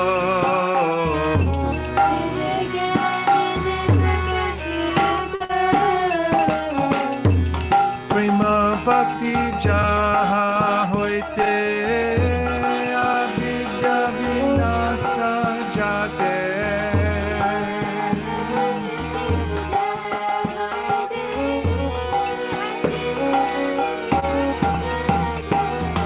Prema Bhakti Jaha Hoite Avidya Vinasa Jate.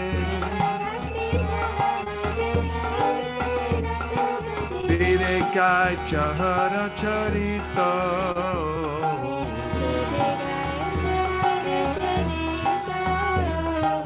Vedic Chahara Charita.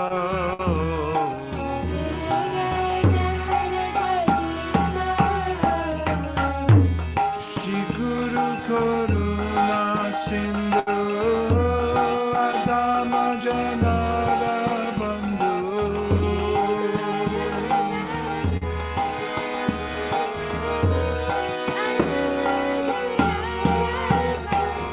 Shri Guru Karuna Sindhu Adama Janara Bandhu. Lokanath Lokera Jivana.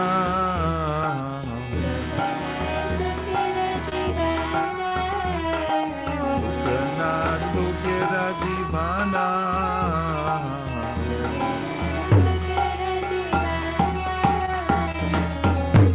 Ha ha Prabhu Kora Doya Deha More Pada Chaya.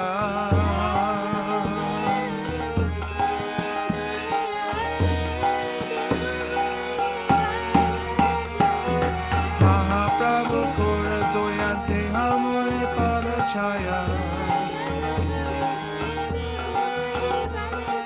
Ebe Jash Kushiti Bhuvana.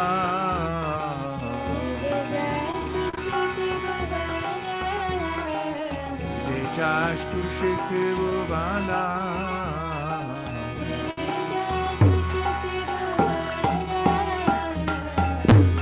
Ha ha Prabhu Kora Doya Deha More Pada Chaya.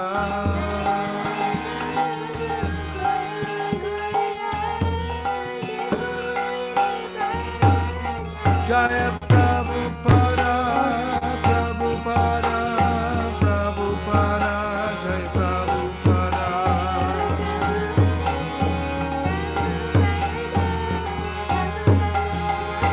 Jaya Jaya Prabhupada, Prabhupada, Prabhupada, Jaya Jaya Prabhupada.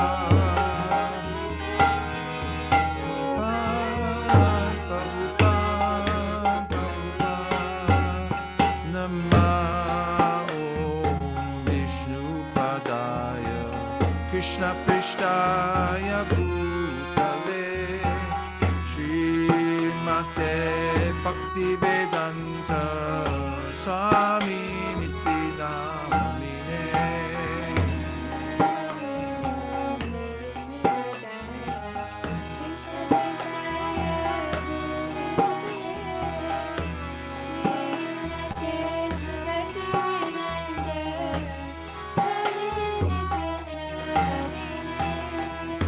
Namaste Saraswate Deve Gauravani Pracharine Nirvishesha Shundavari Paschatya Rishatarine.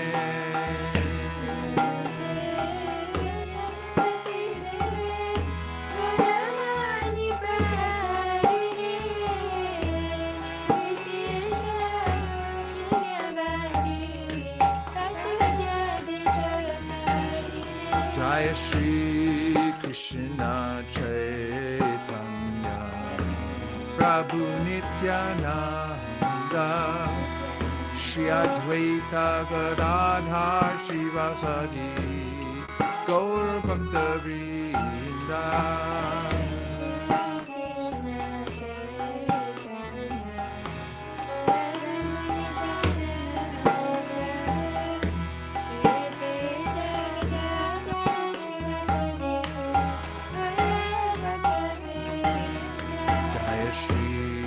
Krishna Chaitanya Prabhu Nityananda Shri Advaita Gadadhar Shivasari Gaur Bhakta Vrinda.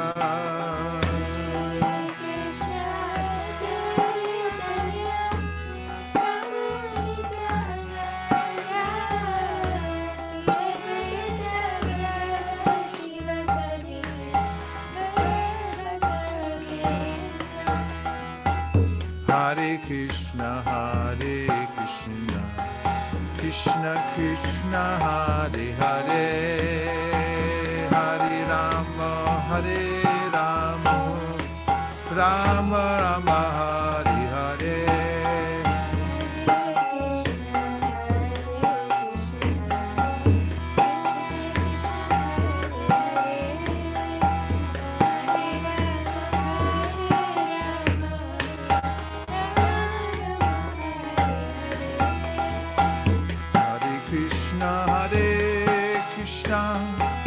Krishna Krishna, Hare Hare, Hare Rama,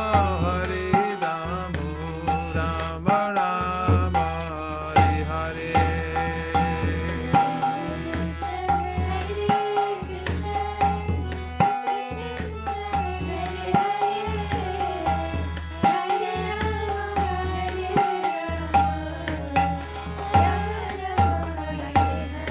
Hare Krishna,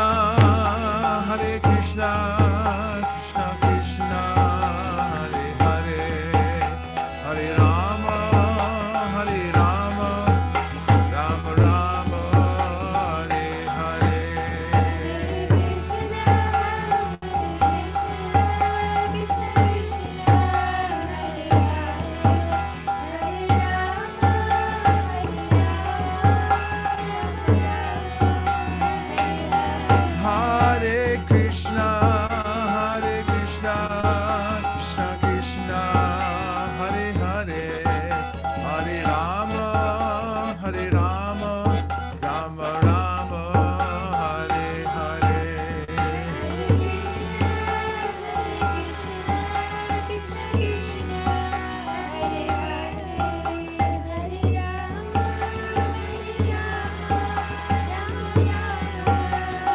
Nitai Gaur Hari Bol, Hari Bol, Hari Bol, Nitai Gaur Hari Bol.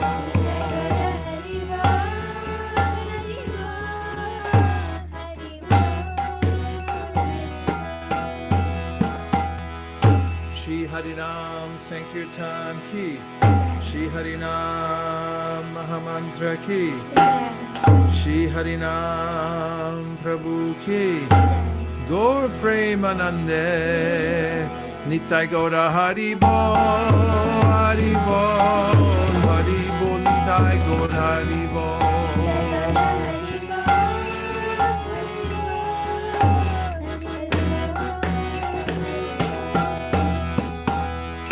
Jayom Vishnupat Paramhamsa Parivrajakacharya Stotaras Shri Srimad Bhai Charanara Vinda Bhaktivedanta Swami Maharaj Shri Prabhupada Ki Jai. Jayom Vishnupat Paramhamsa Parivrajakacharya Stotaras Shri Srimad Shri Bhakti Siddhanta Saraswati Goswami Maharaj Ki Jai.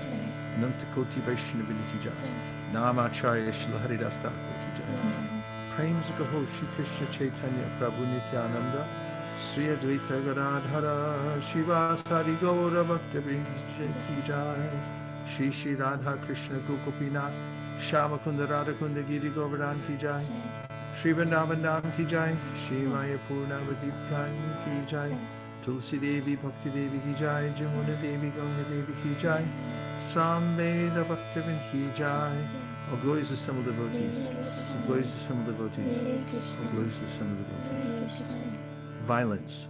When Krishna was, or violence or aggression.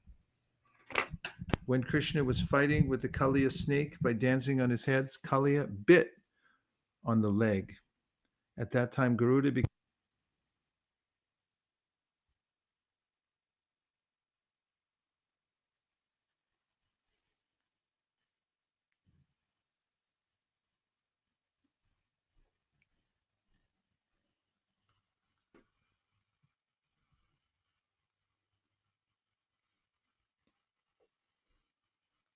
Maharaj, I don't think we can hear you.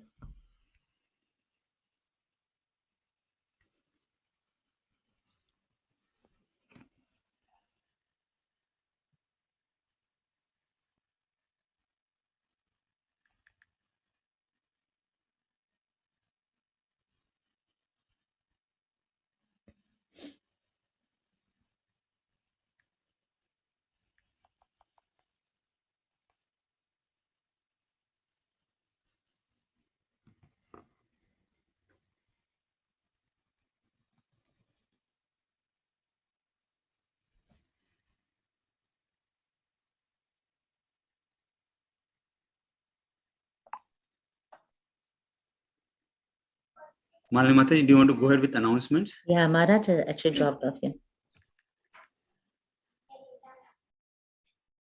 Malini Mataji, are you there? Yes, Prabhu. Hare Krishna. Can you hear me? Hare Krishna, yes, we can. Hare Krishna. Please accept my humble obeisances, always Srila Prabhupada. Prabhu, you want me to do the announcements now? Yes, yes. Maharaj will be joining in a few minutes. Meanwhile, we can continue with announcements. Okay.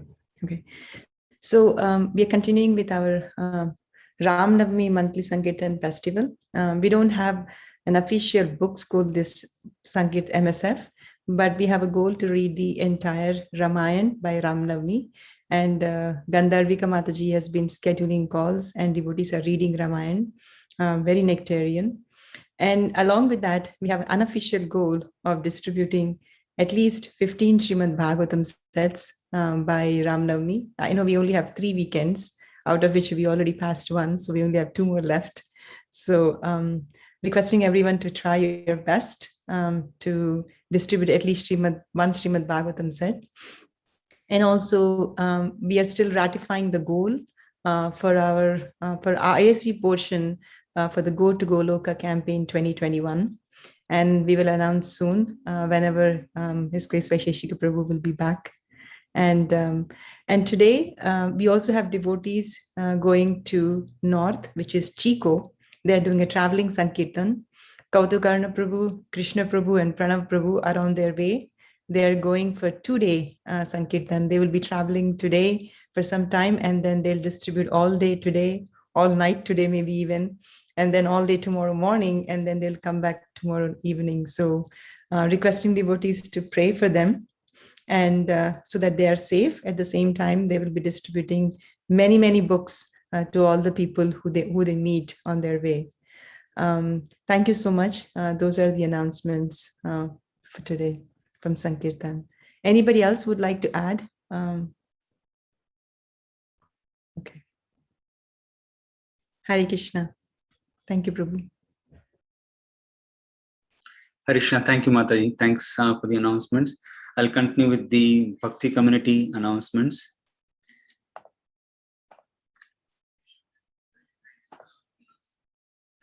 Let me know if you can see my screen.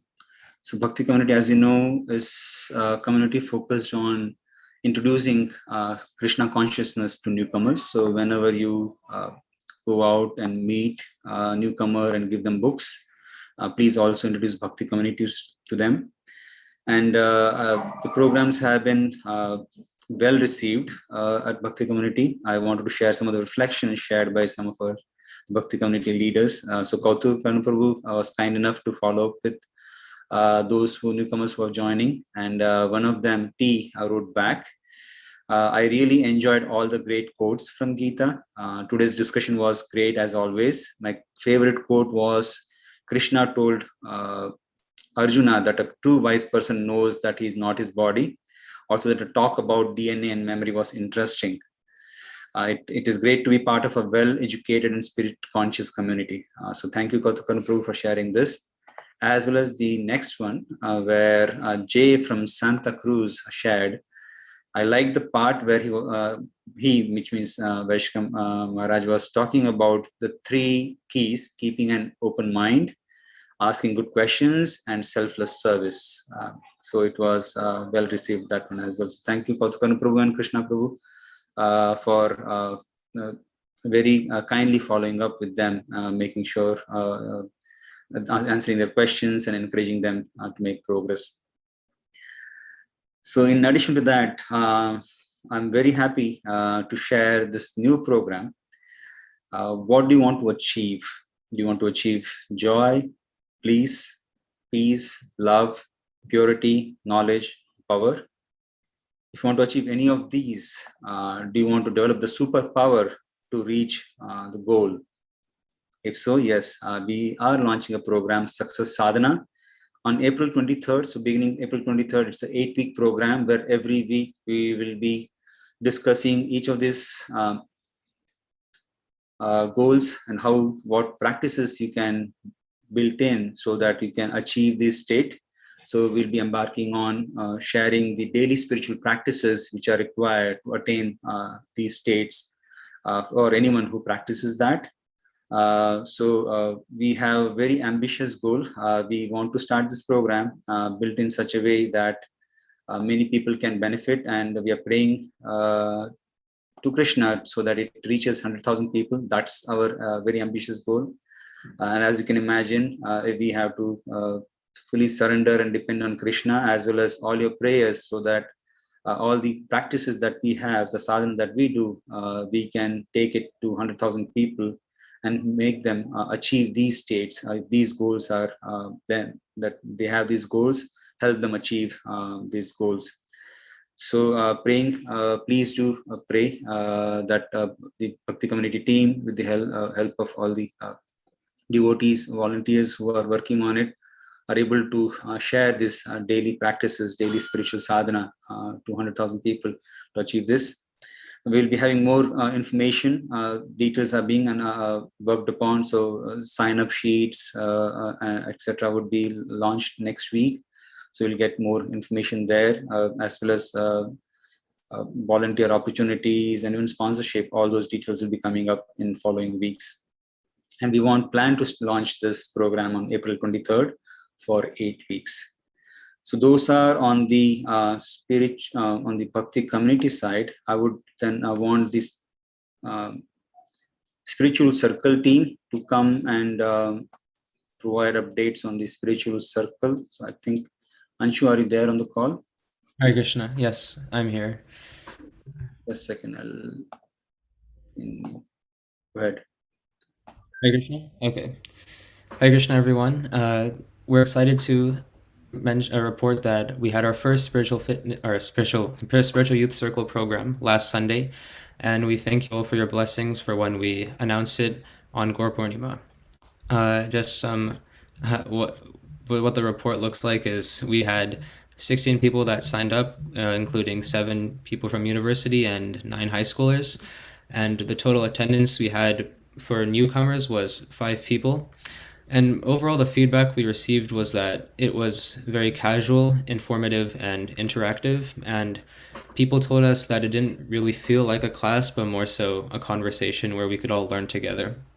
Tomorrow, we will also be having a meet and greet program where we will just get to know each other better and form more connections.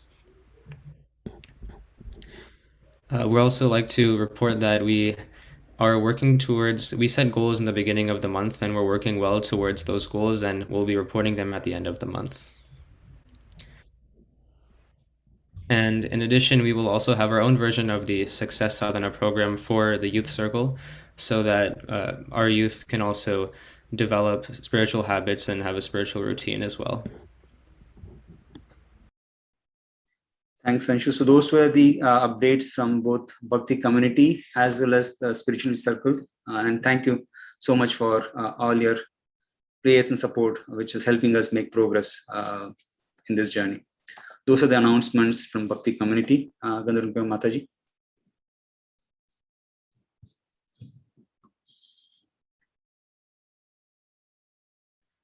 I think we can wrap. I don't think Maharaj is going to join back. We had technical issues, so maybe we can wrap up the program today. Thanks so much for joining, and looking forward to meeting you tomorrow. Haribol. Haribol, thank you. Thank you. Thank you, Maharaj. Hare Krishna, will end the Zoom call now. Thank you all for coming. Thank you.